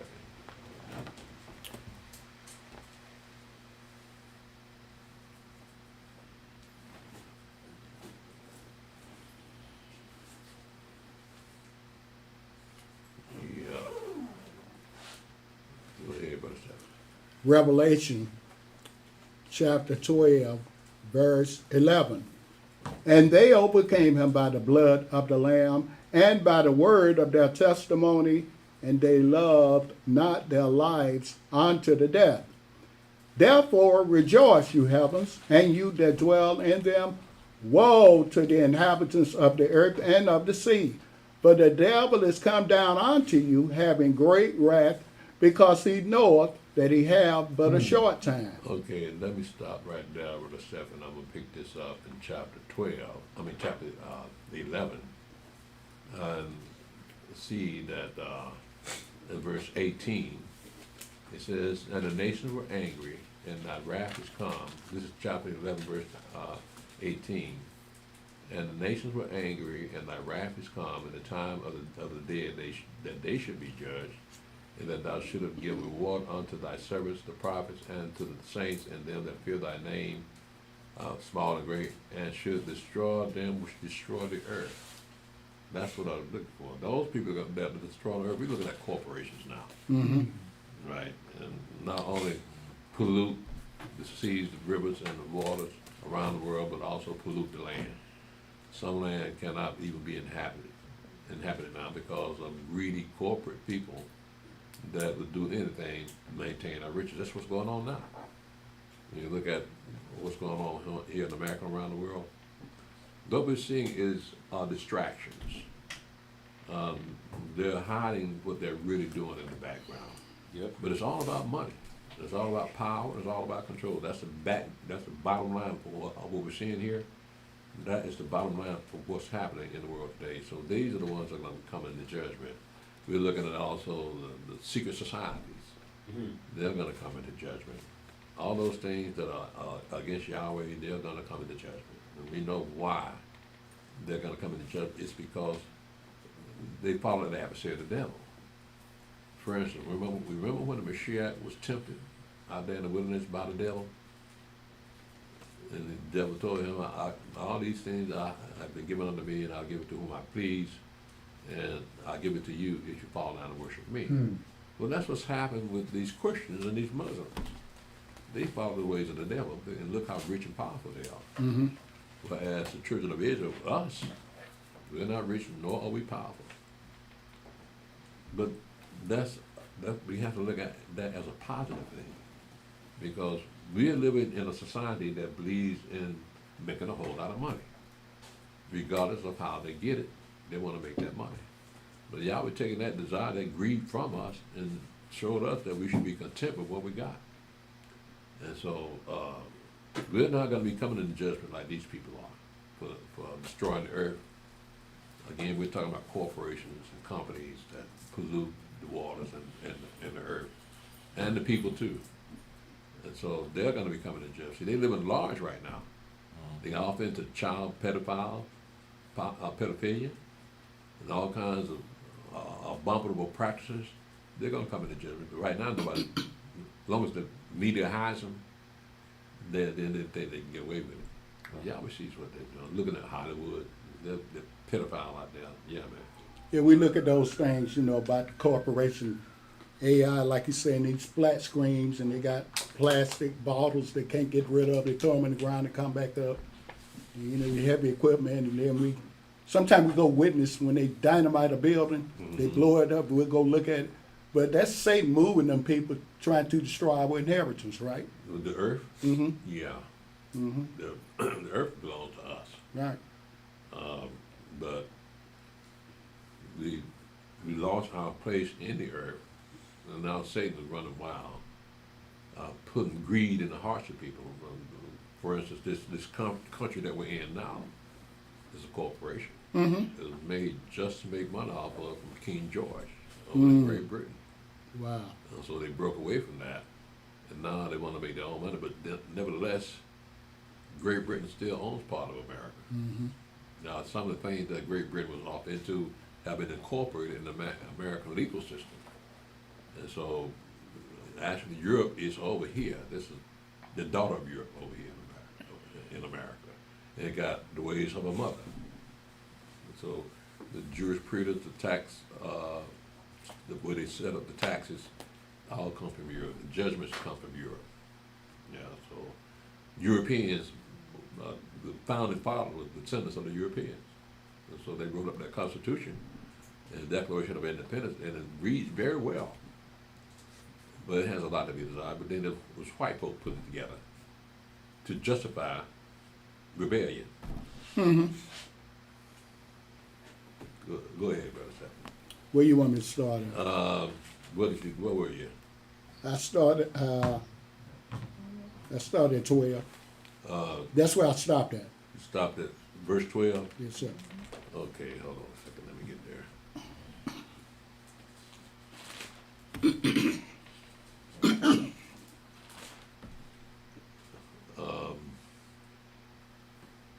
Yeah, pick it up, verse 13.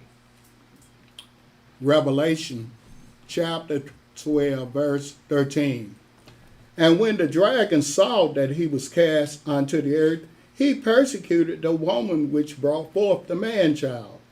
And to the woman were given 2 wings of a great eagle, that she might fly into the wilderness, into her place, where she is nourished for a time and times, and half a time from the face of the serpent.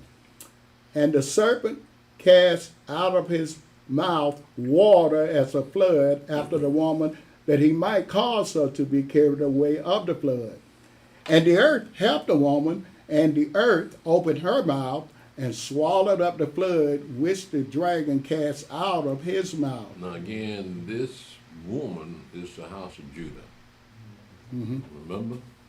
It says in verse 13, and when the dragon saw that he was cast onto the earth, he persecuted the woman which brought forth the man-child.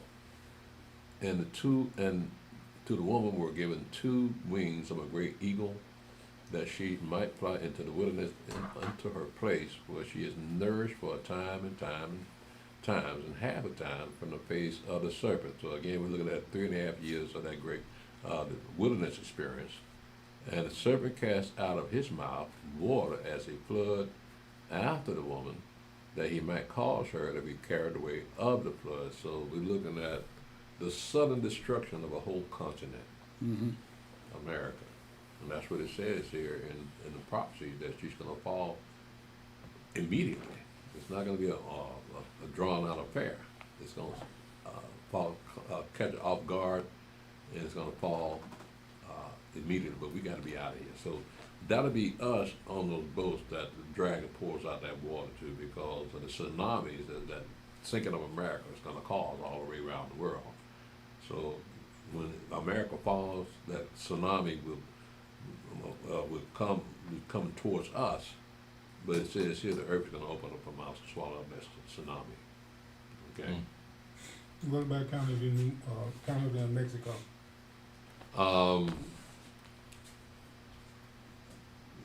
Canada, we're looking at people, Yahweh's people, right? So we don't have a great concentration of our people up in Canada nor in Mexico.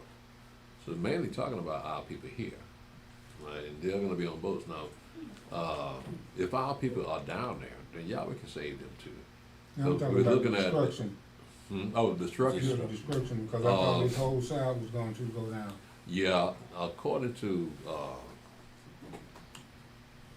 the trumpets being blown out, it says 1/3 of the earth was going to be destroyed. Water turned to blood, right? So we look at that means that if that 1/3 of the earth, then that has to be 2 more thirds of the earth to make it whole, right? So 1/3 of the earth, you're looking at Canada, America, Central America, and South America, right? And then the other 1/3 of the earth would be considered Europe, and Spain, and Africa. And the last 1/3 of the earth would be the East, China, and Japan, And Russia. Mm-hmm. Okay, so that would be the third up part of it. So yeah, this side of the earth will be destroyed. So that America in particular will be uninhabitable. Yeah. Elder, I'm glad you brought that up, Elder Cal, because there's something floating around that people getting wind of what's happening in America. Well, not getting wind of what's happening in America. They getting wind of this part of the area has to be destroyed. Mm-hmm. So they're relating it to that Pangea, right? Saying that whatever's going on in America, this third part, what they saying in Revelation is going to be gone. Mm-hmm. So those other two parts got to somehow be synchronized together. Yeah. So, and I've seen it the first time, but when you see one thing, everything just start popping up. So more and more people getting wind of something happening on this part of the whole Americas. Yeah. Being destroyed, and then the I other one. I hadn't heard that. I just started seeing this a few days ago. Oh yeah. Yeah. I'm gonna see if I can find more information on it. But so what they're saying is that they know America got to be destroyed. Everybody's saying this is the end of America. This is, what's going on right now. We seeing the last days of America. Mm-hmm. But they're saying that someone picked up on the Book of Revelation, saying that a third part has to be destroyed. So someone connected the dots, saying, well, it just can't be America, because if you take out just America, you still got Canada, you got New Mexico and all that. It just ain't gonna be. And then those highs, those ones. So they're saying that all that got to go. Right. And these other two, and that's what they threw in the Pangea. The other two, the 2/3 that's left have to somehow will connect with each other. I don't know how that would happen, but I have been hearing that. Well, but can they prove that the Pangea ever existed? See, they're going by supposition, looking at how the earth is divided up. And it seems like South America could fit right into East Africa, West Africa. Yeah, West Africa. It seems like they fit together. Yeah. Like somehow they broke apart, but they can't prove it. Yeah, but I don't understand how they come to the conclusion that it's going to return back to Pangea. Yeah, you're right, Elder. I mean, if you look at it like a puzzle. Yeah. It makes sense if you see how those connected, but the other one is kind of hard to. Yeah, it's speculative because again they're just looking at the map. And it just seemed like they should have been together at one time. Could have. Ooh man, it's raining good out there now, isn't it? Yep. Get ready with some of this power. Well, no, just I'll get that car wash you recommended yesterday. Right, you got it now. But I guess if you look at it from that perspective, the book would disprove it in the sense that Yahweh said he got to carry these people from here to here. Mm-hmm. So this place will have to be, if he said he gonna carry us from the west coast of Africa to this place right here, and you're gonna go on ships, there has to be no connection. Yeah. Because if it was connected, you wouldn't need ships. Right. You would just basically walk across. Well, yeah. But how do we get here? On ships. Right. So we got to return on ships. So you couldn't have a Pangea at that point. Right. Because where the ship's gonna go. So it's again, you got those theories out there that somehow the earth was one.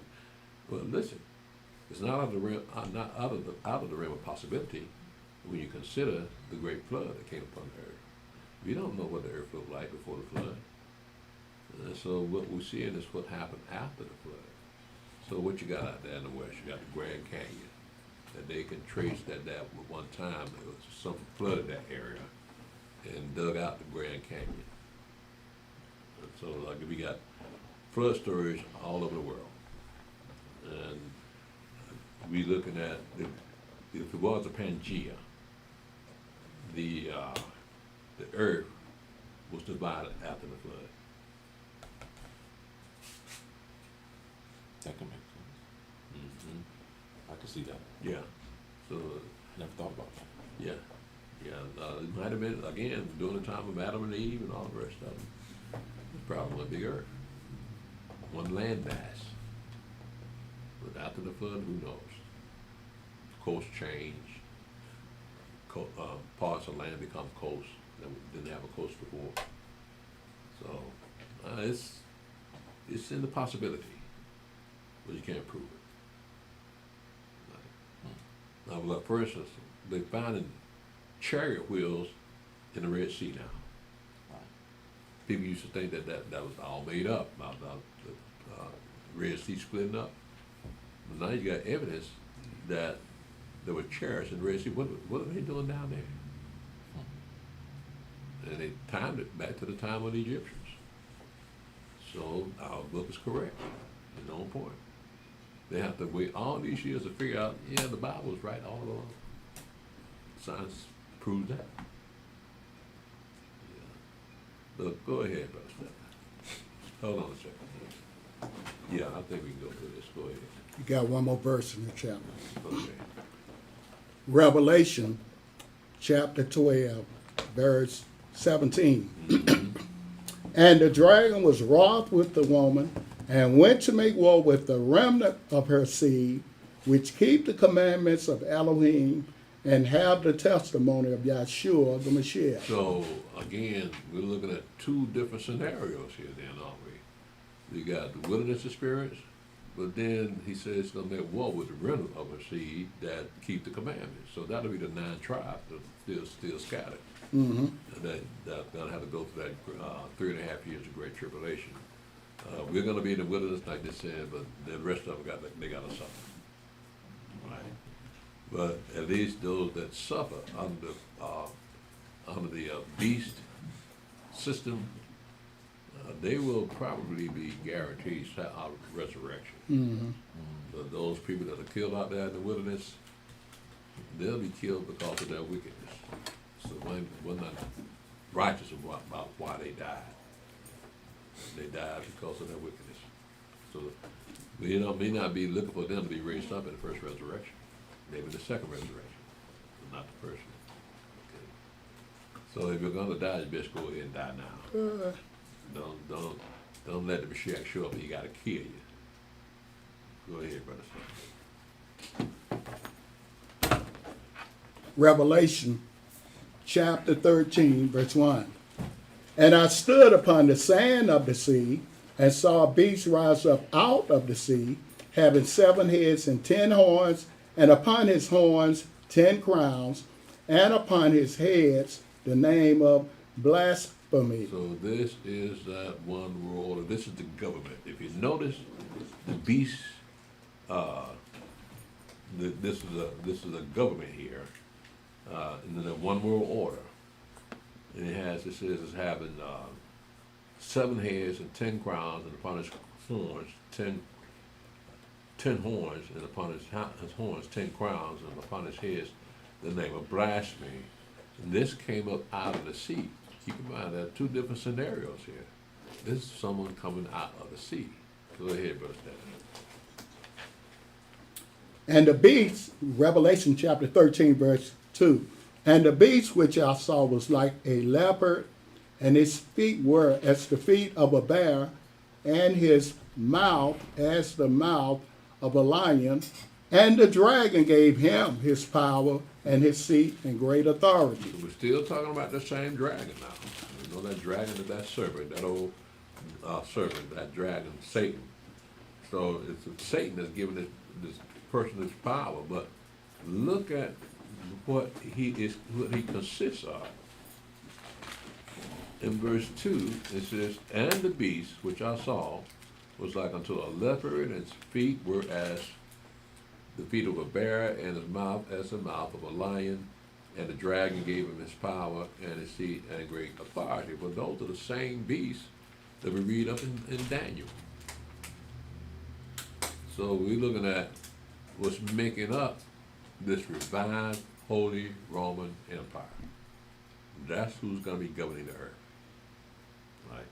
So, but we see where that one world order will be getting that power, one runner of earth by Satan himself. Go ahead, Brother Stephen. Revelation chapter 13, verse 3. And I saw one of his heads as it were wounded to death, and his deadly wound was healed, and all the world wandered after the beast. Again, that will be the revived Holy Roman Empire, the times of the power of the Catholic Church. We're looking at that right there because once Catholicism, not Catholicism, but Protestantism came on the scene, that reduced the power of the Catholic Church. So they didn't go to the Pope like everybody's supposed to go to the Pope. So they went straight to JC. See, in Catholicism, you have to go to the Pope first. No, I take that back. You have to go through the saints, and then you have to go through the angels, then you got to go through Mary, then you got to go to Jesus, then you get to God. So the Protestants say, no, it ain't going to happen, Calvin. We're going to break away from all that, all y'all indulgences and y'all bribes and your abomination. They want no part of the Pope. And so now, they ain't forgot us, though. Pope's starting to speak too. Huh? He's starting to speak a lot now. Yeah, that's, they got that eye on us, on America. And so, they can't use America now. The Americans got too many guns. And so they were thinking that the Democratic Party would take away all the guns, but that didn't work. These white folks ain't crazy. They see what they're doing. So got too many guns over here, so they can't really take it the way they want to take it. Did you have something there? I figured it out. Well, praise God. Praise God. Go ahead, Brother Stephen.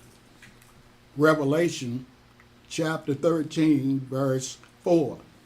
And they worshiped the dragon, which gave power unto the beast, and they worshiped the beast, saying, Who is like unto the beast? Who is able to make war with him? So they openly worship Satan. Are they doing that now? Yes. They got a Baphomet up in Boston, don't they? So it's right in the front of City Hall. One in Detroit too. Huh? Said there's one in Detroit too. In Detroit.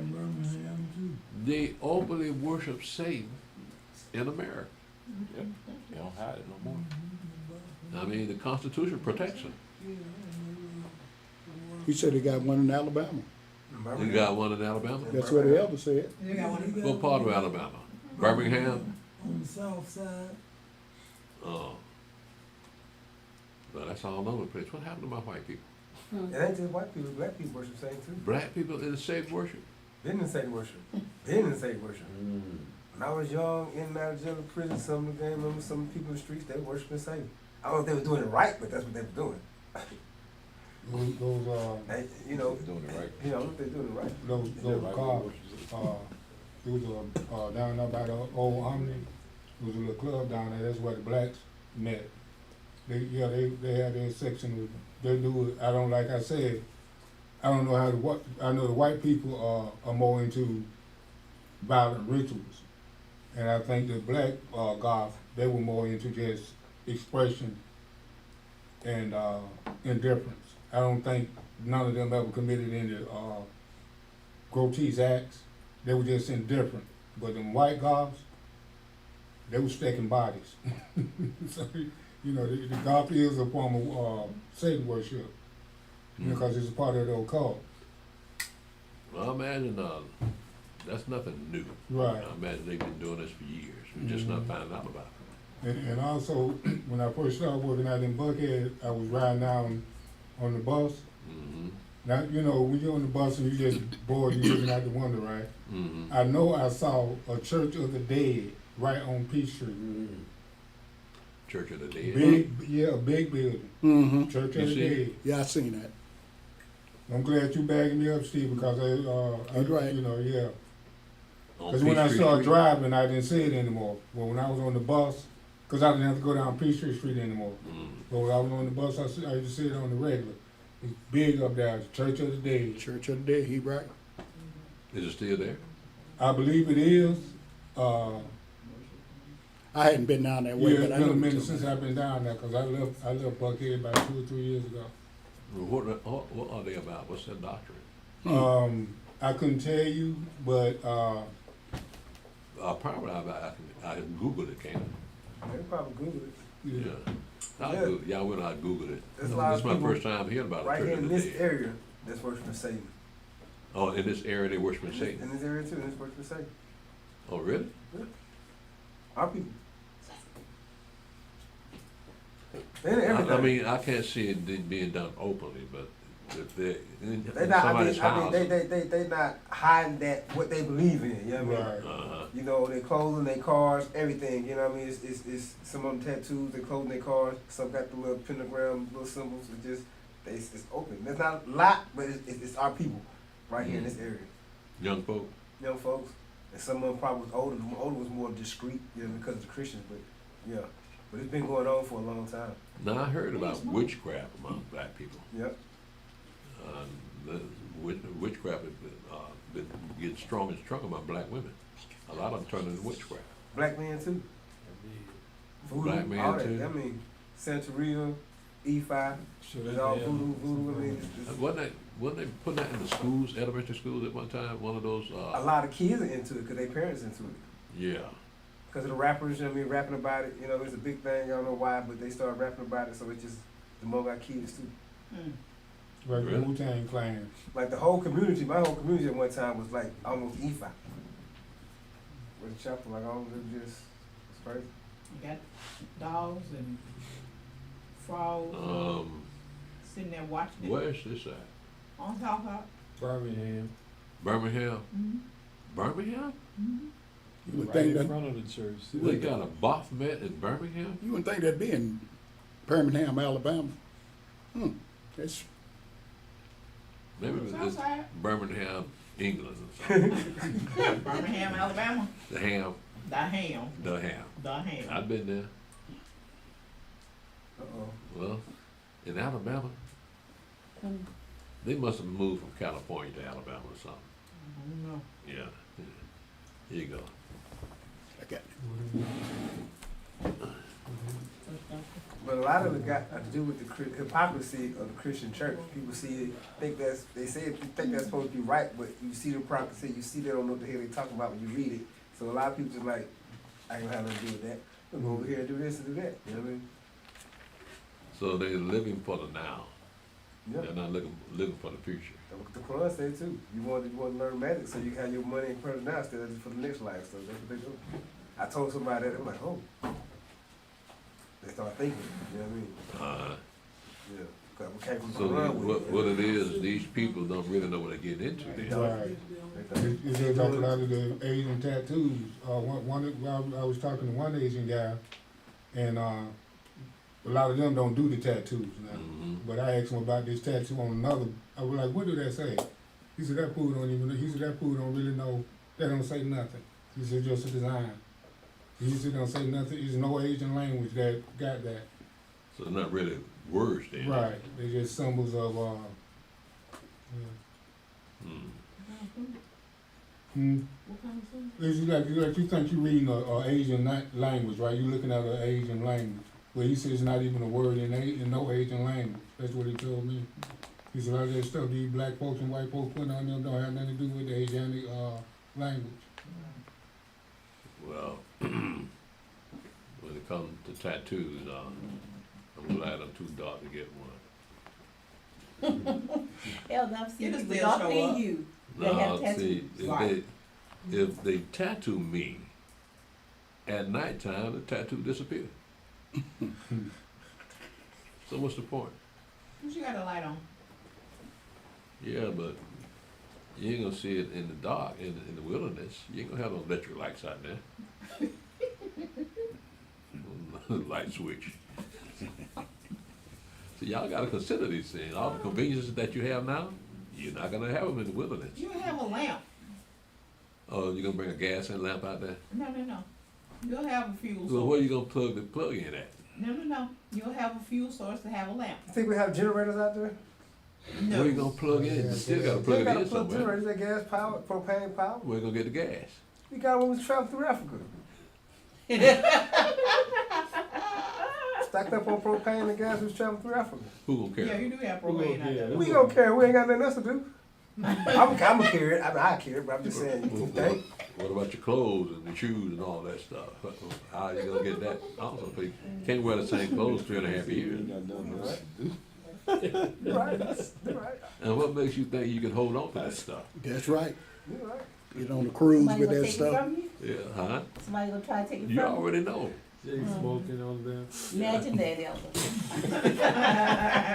So yeah, let's try to be practical about these things. We're gonna They try. had lamps back in the day, Bill. They had candles. When? Out in the wilderness? No, they didn't. Candle was invented back in the days. So when it talks about the candlestick, the menorah, it's talking about lamps, not talking about candles. So they didn't have candles back in those days. Well, how about the pillar of fire? They had some. That was back then. That was nearly 3,000 years ago. Yeah, but we'll have candles. And how long you think that's gonna last? Yeah, You got a candle that lasts 3.5 years, No, not really. and you can hold on to that candle around a bunch of black people. They got beeswax and, candles. and your tent gonna be the only tent that's got light in it. Say it again. They got beeswax candles. That's two. I saw this video one time, and this guy made some, I think I saved it. And he was camping.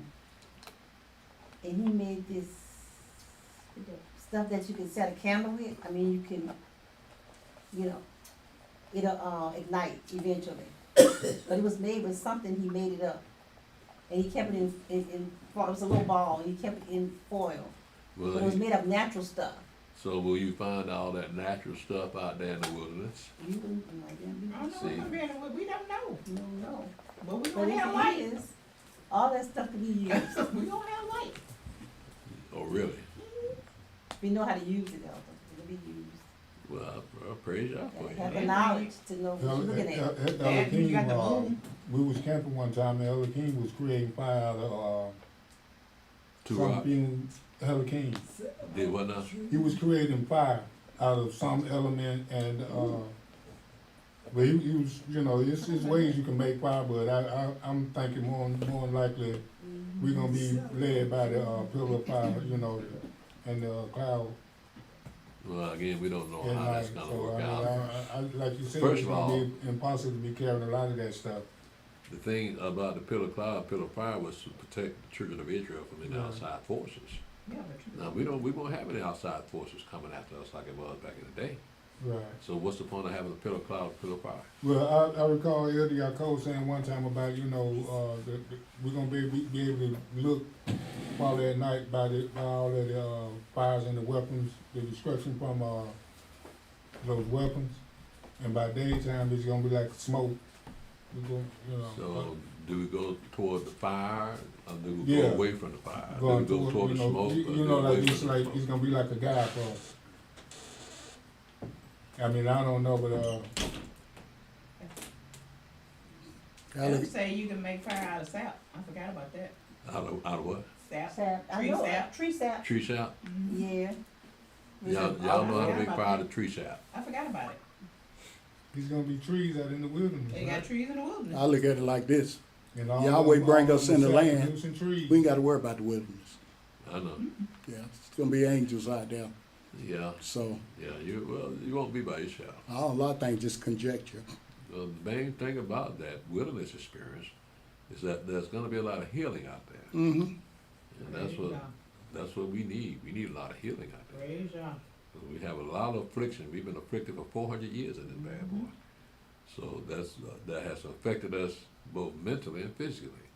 So of all the people that need to be out there, you're gonna in the wilderness again. It's gonna be very fertile. You're gonna have healing waters out there. So if any physical maladies that you have, you'll be healed of them. It'll be just like it was when Mashiach was here healing people. It'll be like that too. 'Cause you're in Judah, and you're gonna come out of that wilderness ready to fight. Okay. Now I'm not gonna have time to go through chapter 13 here, so I'm gonna stop here and open up the floor for questions. But before we dismiss, does anyone have any questions? Good class. Let me go ahead and make sure I put this in here. I gotta find it, though. I lost my place. Revelation 13. Verse 13. Where's 6?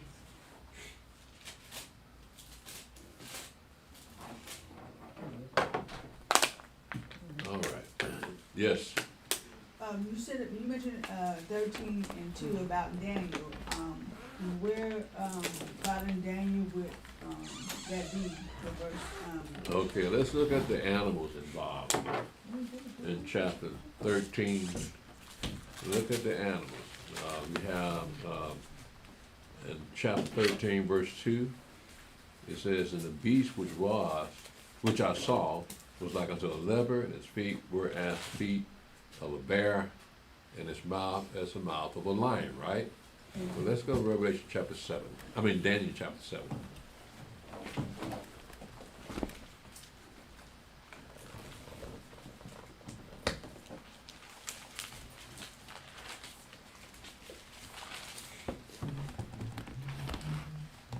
And Brother Stephen, pick this up at verse 1. Where are we now? This is Daniel chapter, oh, you ain't done? I'll take care. I can get Yes. to it. Huh? I read it. Okay. Daniel chapter 7, verse 1 to verse 7. In the first year of Belshazzar, king of Babylon, Daniel had a dream and visions of his head upon his bed. Then he wrote the dream and told the psalm of the matters. Daniel spake and said, I saw in my vision by night, and behold, the four winds of the heaven strove upon the great sea. And four great beasts came up from the sea, diverse one from another. The first was like a lion and had eagle's wings. I beheld till the wings thereof were plucked, and it was lifted up from the earth and made stand upon the feet as a man, and a man's heart was given to it. So again, what did it look like? A lion, right? Well, that's part of the government we see in Revelation 13 in verse 2. It says, and the beast which I saw was like unto a leopard, and his feet was as the feet of a bear, and his mouth as the mouth of a lion. So we've got two mentions of a lion, aren't we? Don't we? And again, we're talking about empires in chapter 7. All right? Whereas what we hear in Revelation 13, we're looking at a singular government composed of the same elements that we see in the book of Daniel. These beasts. Go ahead, Brother Stephen.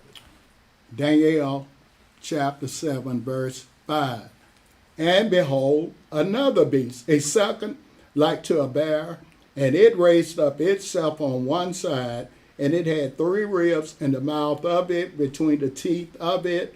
And they said thus unto it, Arise, devour much flesh. So this is the bear. Again, we read up in the book of Revelation, chapter 13, it had the feet of a bear. Right? Go ahead, Brother Stephen. Daniel chapter 7, verse 6. After this I beheld, and lo, another like a leopard, which had upon the back of it 4 wings of a fowl. The beast had also 4 heads, and dominion was given to it. Again, there's another other portion, that one world order, the leopard. Well, we read about it in Revelation 13. But all these components are part of a one world order. So all these beasts that we just read here, we just read them again in Revelation 13. And so, go ahead, Brother Stephen. Daniel chapter 7, verse 7. After this I saw in the night visions, and behold, a 4th beast, dreadful and terrible and strong exceedingly, and it had great iron teeth. It devoured and brake in pieces, and stamped the residue with the feet of it, and it was diverse from all the beasts that were before it, and it had 10 horns. So this particular beast is much different from the previous beast that we read about here, because in previous beasts we have one like unto a lion, and one like unto a bear, and one like unto a leopard. But this 4th beast, he's not like any of those things. So this is a different beast here, but it's still an empire. We're talking about empires here. We got the Babylonian Empire, you got the Medo-Persian Empire, you got the Greek Empire, but then now you got in verse 7, that would be the Roman Empire. And so that's why we say, for instance, in Revelation 13, in verse 3, it says, "Now so one of it says, as it were, wounded to death, and the dead wound was healed, and all the world wanted after the beast." That would be the Roman Empire. But the Roman Empire is going to come back to life. It's going to be the Holy Roman Empire, the revived Holy Roman Empire. So, as you remember, in this fourth beast here we read about in Daniel, it was talking about the Roman Empire, but eventually the Roman Empire evolved in what we have now as the Catholic Church. It's still the Roman Empire. They just moved from state to ecclesiastical, but it's still the Roman Empire. Did that help you, dear, in explaining what that verse meant? So again, it's a mixture of what we've already had before. Does anyone else have any questions? Yes. Revelation 16. Mm-hmm. Okay, 13 and 14.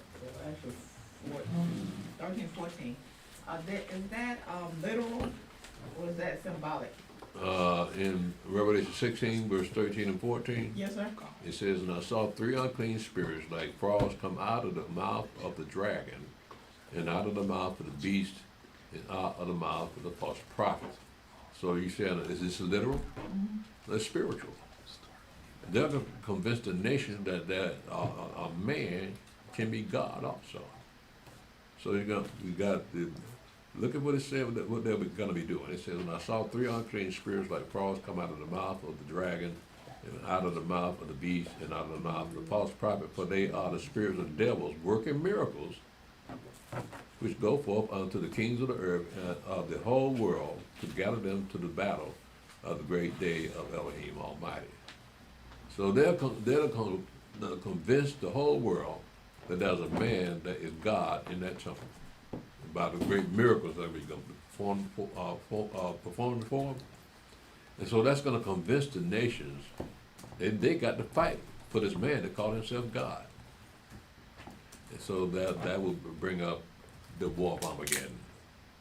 Okay? Okay, so this person is looking into the spirit realm and seeing stuff coming out of this man's mouth, which is actually... These are things they can't see. Yeah, I know we can't see it, but... They can't see it, but John the Revelator, he's being shown this is what's going to go down. So he's seeing all these unclean spirits coming out of these 3 entities, but we won't be able to see those things, but we can see the effect on people. Okay, so this is the time when the devil goes into that priest. Is that what you're saying? Yeah, my gym closed early today. I want to get a workout in. Oh, I thought you said Jim Crow. You got the hearing aids in? No excuse, Jim Crow. I'll see you Thursday, yeah. I still get used to the hearing aids, but sometimes it may be a little distorted.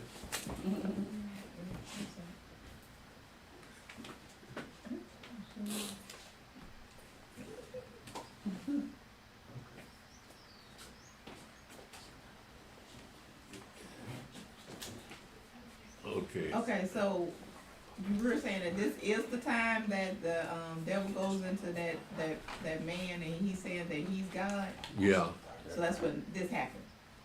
No, we're looking at 3.5 years of this going on, and in this particular part, well, the verses you just mentioned, 13 and 14, that's going to convince them to come to the battle of Armageddon and fight the Mashiach.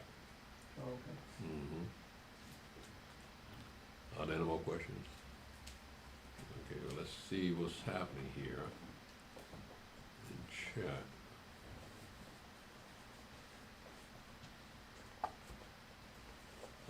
You got me on Facebook and YouTube too? Yeah, just go to Restream and it should be up. Go to where? Go to your Restream and you just go to you should be already up in your chat. Well, I see something say Restream. I don't think I can find it. I wanna mess nothing up. I got a whole lot of statements and questions. I wanna see them. So where are we here? I hit chat. Open your screen. Open this. Yeah. Uh, Okay, just scroll all the way to the top. So I ain't no picture over here then, huh? You still got me though. Yeah, you rolled them. Okay. All right, I have, Julius Brown at the top on YouTube. Yep. Shalom, Julius Brown. Shalom, Brother David. Shalom, Brother Abraham. Missed you at the, feast day, my brother. Shalom, Julius Brown again. Shalom, Sister Naraya. Shalom, Elder Tobiah. Shalom, Brother David. Shalom, Kujo Goody says, yep, Yah for these classes. Praise Yah for these classes. And the work you brothers and sisters put in to get this truth out of to the lost sheep. Nah. Praise Yah, bro. I'm old. I should be doing these things. Shalom, Lonely Red Wolf. Shalom, Sikkim Ben Israel. Shalom, Brother Ezra Ben Israel. You saw Ezra the other night, man. Yeah. You seen his son? Yeah. They identical twins, bro. Big, yeah. Yeah. Shalom, Elder Hiram. Shalom, Elwin. Shalom, Brother Clarence Marks and Sister Yorita. Shalom, Sikkim Ben Israel again. Praise Yah for everything. Shalom, Shalom, Gregory Rucker. Shalom, Brother Mickey Anderson. Shalom, Sister Rachel. Shalom, Elder Alahayim and Mother Malaka. Shalom, Brother Yosef. Shalom, Mother Marcia. Shalom, Repentant Judah. Shalom, Sister Navah. Shalom, Yahusha HaMashiach. Wait a minute, that's his name? I guess so. I hope that's his name. Shalom, Elder Mick. Shalom, Tikray Knight. Shalom, Brother Hodiah. Shalom, Sister Rachel. I said, I have heard the same thing about the blood. I'm told that I have liquid gold in my veins. Also, it's true with the shots. Anyone who has taken them, they basically live in a time bomb. Man, you took that shot, didn't you? And I didn't even prick my finger to check my sugar. I'm scared of niggas. No. Yeah, well, A lot of people just, they call people like us during that pandemic, they call us, say we wasn't very patriotic.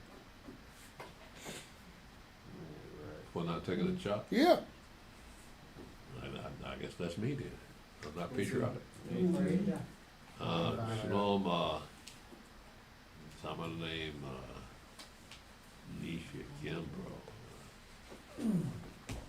Oh! Mother, Brother Elazar and Mother Kia. Shalom, Sean Berry. Shalom, Brother Adawan. Shalom, Sister, one of them, Shelton. Shalom, Brother Kemuel. Shalom, Brother Malachi. Shalom, Brother Otis Jones. Shalom, Kevin Burks. Shalom, Shabayam, Yasharala Elder. Shalom, Timothy Wooders. Shalom, Melinda Curry. Shalom, Yahweh Song. Shalom, Brother Yabayahu. Let's see, Ezekiel 20 explains the GT. What's the GT?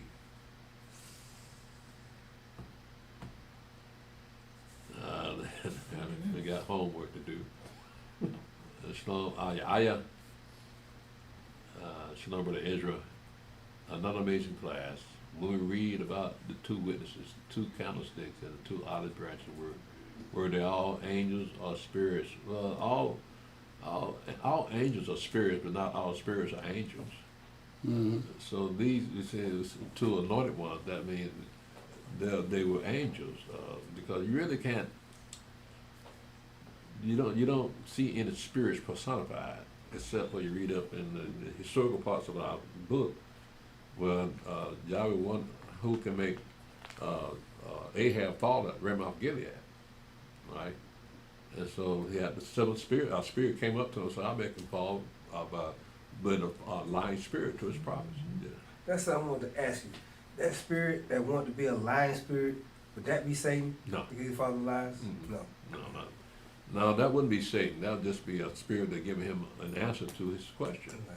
Right? So I can be a lying spirit to him. Say, Yahweh said, go ahead and do that. Right? But that wouldn't have been, he wouldn't have been at the level of evilness as Satan would be. So you see, Satan, he wouldn't be doing Yahweh a favor. Right. Now this spirit is doing Yahweh a favor. Right? So, Because Ahab is a wicked man, right? yeah. Yeah, we're going to figure out how can I make him fall. He has the power of death too, so he would be happy to make Ahab die, right? Yeah. Satan got the power of death, so Well, I mean, yeah, ultimately, yeah, he will be saved, but that's how he's gonna fall, right, by listening to his false prophets and wind up getting killed out there. That's what Satan steps in. Okay.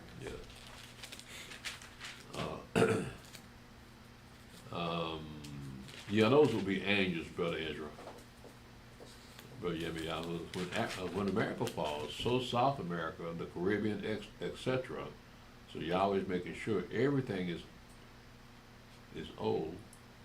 This side of the world, so we can cry about.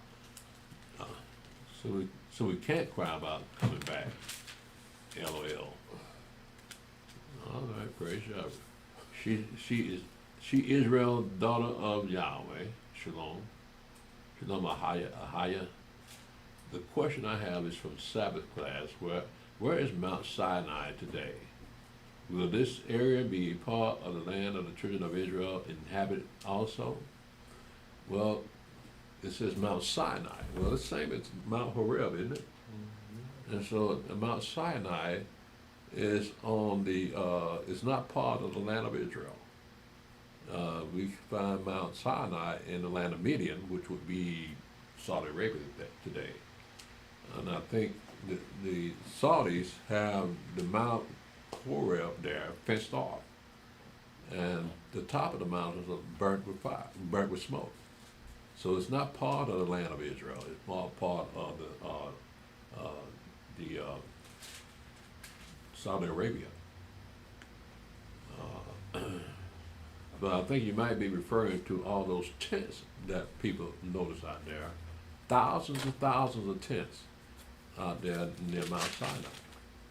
And they haven't been inhabited since they put them over there. But here lately, some of those feast days that they have, they do allow people to stay in those tents. Mm-hmm. But they've been out there a very long time as if they were expecting somebody. Yeah. But that's not, I guess you can consider that part of the wilderness experience too. I ain't consider that. Because we spent most of our time around Mount Sinai. And then we moved on. But nevertheless, you do count that as part of the wilderness experience. Yeah, they said, will this area be part of the land of the children of Israel inhabit also? No, we didn't inhabit that land. We weren't given the land of the Arabs. We were given the land of the Canaanites. Shalom, Susie Garman.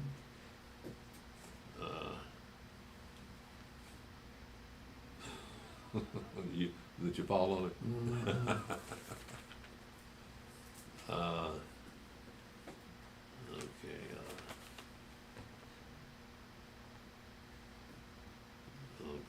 Shalom, Brother Adrian Davis.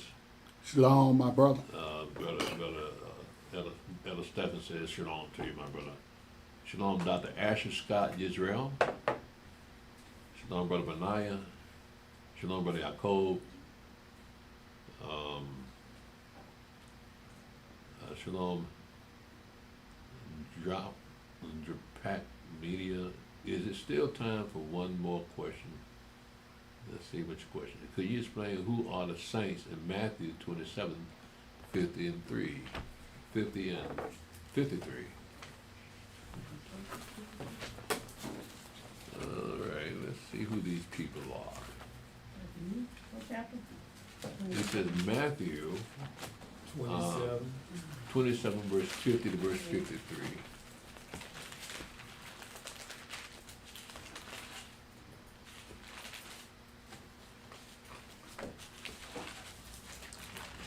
It says, let's see, what is the question? 27, 50 to 53, it says, Yahshua, when he had cried again with a loud voice, yielded up to the Spirit. And behold, the veil of the temple was rent in two from top to the bottom, and the earth quaked, and the rocks rent. And the graves were opened, and many bodies of the saints which slept arose, and came out of the graves after his resurrection, and went into the holy city, and appeared unto many. So the question is, who are the saints in that particular verse, right? Well, let's take it all the way to the beginning when we first hear the word saints. Let's go to Deuteronomy. I think it'd be Deuteronomy 33. Let's see, I believe I'm right in that.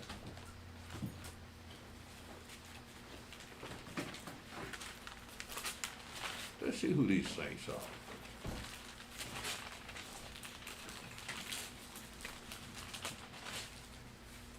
In Deuteronomy 33, and this is when you first hear the word saints.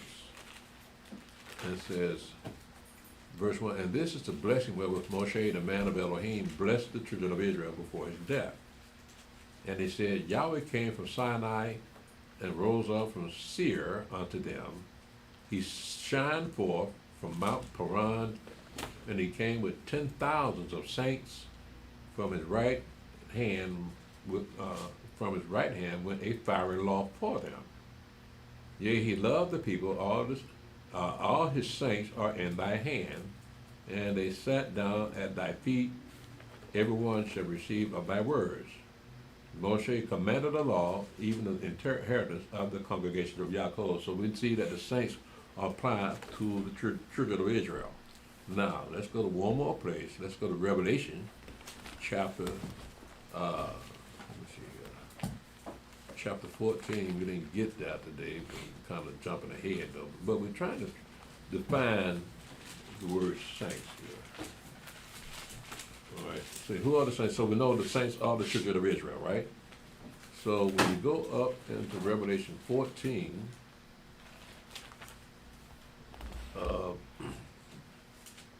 in verse 12, it says, here's the patience of the saints. Here are they that keep the commandments of Elohim and the faith of Yahshua.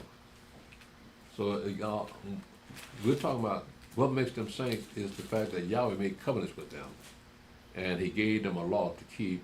So that, again, the word saint is just another way of saying someone that's set apart from the rest of the nations. So that would be us.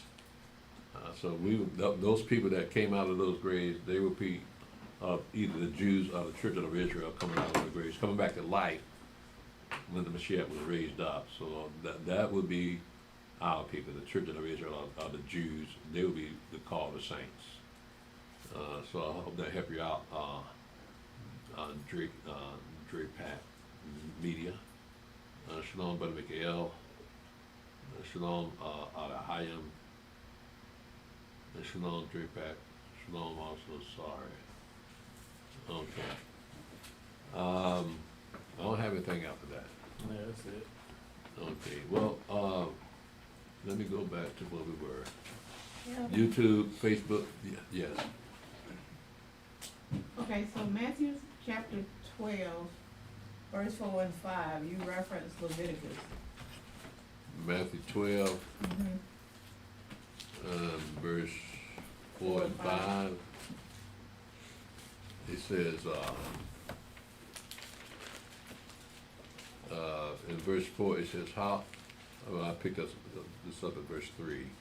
But he said unto them, have you not read what David did when he was a hungered, and that they that were with him entered into the house of Elohim, and they eat the showbread, which was not lawful for him to eat, needed for them which were with him, but only for the priest. So your question is what? You said that you find that in Leviticus. No, it's in Exodus. All right, but it probably also in Leviticus also. But that's the showbread. That's part of the tabernacle that they had out there in the wilderness. They had the showbread table out there. Now, you understand what that means? The showbread table, that meant just for the priest. Well, the priest, right. So that's part of the tabernacle furniture. So every Shabbat, every day, they would have a fresh loaf of bread sitting on the showbread table. That's why they call it the showbread table. Right? And so that's what he was referring to when the Mashiach said that David and his men were hungry. They ate the bread that was only meant for the priest. Mm-hmm. That's according to the law. All right, so let's look at it then. Let's see here.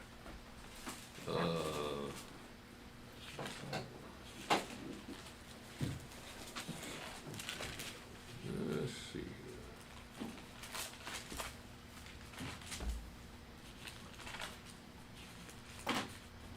Let me see if I can remember. Did I say that it was in Leviticus? You said Exodus. No, I'm talking about before now. I don't know, wait a minute. Huh? Maybe I mixed it up, but I'll come back to it. I'll circle back around. I'm looking at Leviticus 8. Okay, let's look at that then. Because I think somebody ate bread. Somebody ate some bread in Leviticus 8. Let's see here. I'm looking at the numbers, no one else see it.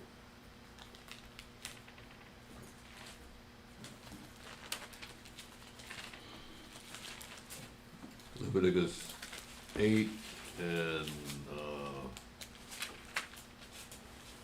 see here.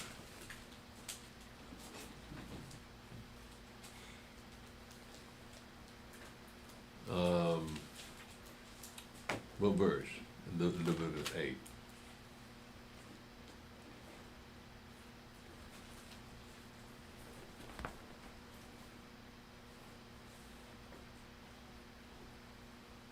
Oh, okay, 31. They don't have 31 chapters in Leviticus. No, 8 and 31. 8 and 31. Mm-hmm. Okay. And Moshe said unto Aaron and to his sons, boil the flesh at the door of the tabernacle of the congregation, and thou eat it with the bread that is in the basket of consecrations, as I commanded, saying Aaron and his sons shall eat it, the flesh, and that which remaineth for the flesh and of the bread shall you burn with fire. So is that what you're referring to? Is that the same bread? No. Okay. No, we're looking at, again, what the Mashiach was referring to was the showbread Okay. that the priests always set out every day. Right, so that, what they would eat, what they were doing here in Leviticus 8 was part of the consecration ceremony, giving them the authority to be priests over the children of Israel. But according to the law, that bread, that showbread bread, and that bread that they ate was not the same thing. The bread that we read in chapter 8, again, was to consecrate the priests in their priesthood. And the law concerning the showbread was they're supposed to have it every day. Okay, and that's Exodus what? Let me see here. That would be Exodus 25 and 30. Let me see here.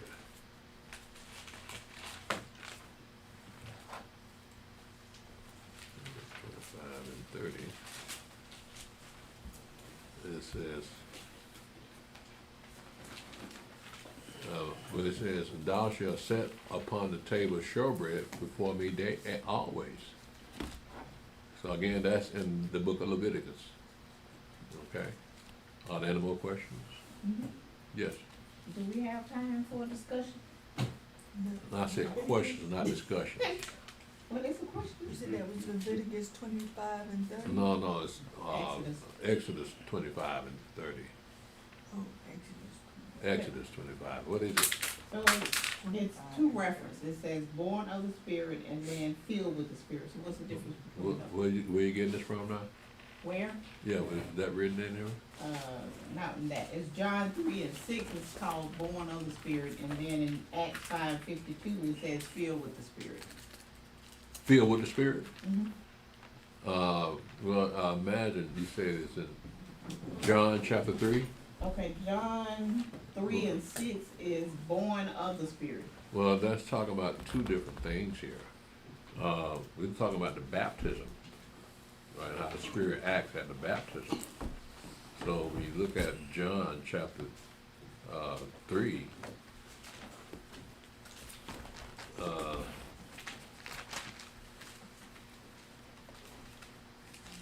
in verse 1 it says, there was a man of the Pharisees named Nicodemus, a ruler of the Jews. The same came to Yeshua by night and said unto him, Rabbi, we know that thou art a teacher from Elohim, for no man can do these miracles that thou doest except Elohim be with him. Yeshua answered and said unto him, Verily, verily, I say unto thee, except a man be born again, he cannot see the kingdom of Elohim. Nicodemus says unto him, How can a man be born when he is old? Can he enter the second time into his mother's womb and be born?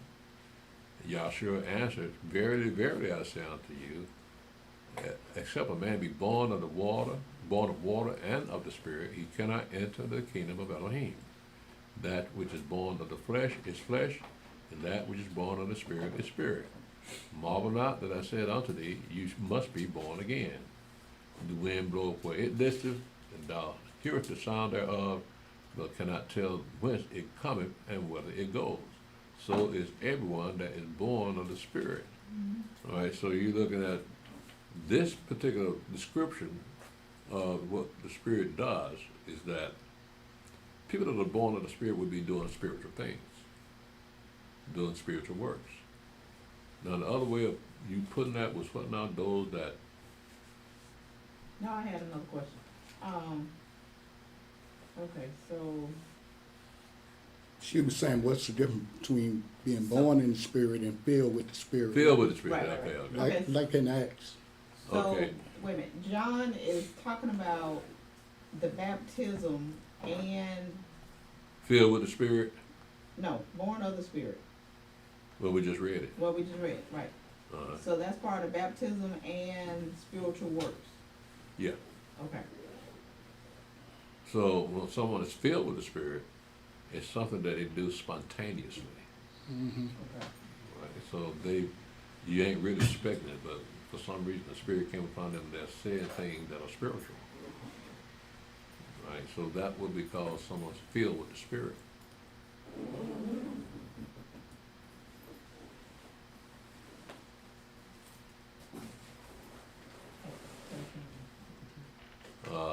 Is there anything else? Not right now. When is the next time you're gonna be here? So you can be prepared. Yeah, no, because I imagine that she wants to get everything out now. Oh, no. So she's not gonna be here for a I'm while. building. I'm doing research so I can get my main questions. Well, all you gotta do is move back here. Yeah. Yeah, right. This is the Isha 777 says, Shalom, Elder, I heard a teaching that said that you have to be water baptized in order to participate in Passover. Is that true? No. In our case, we're looking at the restriction of taking the sacrament. That means the water, the bread, and the wine, which represents the body and the blood of the Mashiach. That is what we call the sacrament. Those that are not baptized in the name of Yeshua HaMashiach will not be allowed to take part of the sacrament. But as far as the Passover is concerned, they can eat the Passover with us. Okay, that's how we roll here. I don't know about anybody else, but that is this is how we run our organization, so that no one takes of that sacrament unworthily. So, yeah, we're going to allow the people that have been baptized in the name of Yeshua HaMashiach. Okay, I don't have anything else here. Is that anything else? Don't smile at me, please. It's scary. See, I haven't had a woman smile at me in so long. That's something right. I get nervous. I have a right to get nervous when they smile at me, because they have no reason to smile at me. Okay, I'm gonna go ahead and get out of this. All right. We're gonna stop here, Facebook and YouTube. And as far as our next class is supposed to be on this coming third day, which is Tuesday night, we're gonna have a history class, because that will be the last day of the Feast of Unleavened Bread. So we have to tune in for that particular day. Also, we have a sisters only class on the 5th day, which is Thursday night at 8:00 p.m. And lastly, we have a Sabbath service, that 7th day of the week, which is Saturday at 1:00 p.m. So I hope I helped you out, Facebook and YouTube. Good questions, appreciate it. And join us for the end of the Feast of Unleavened Bread, the 7th day of the Feast of Unleavened Bread. Yahweh bless you and keep you. Shalom.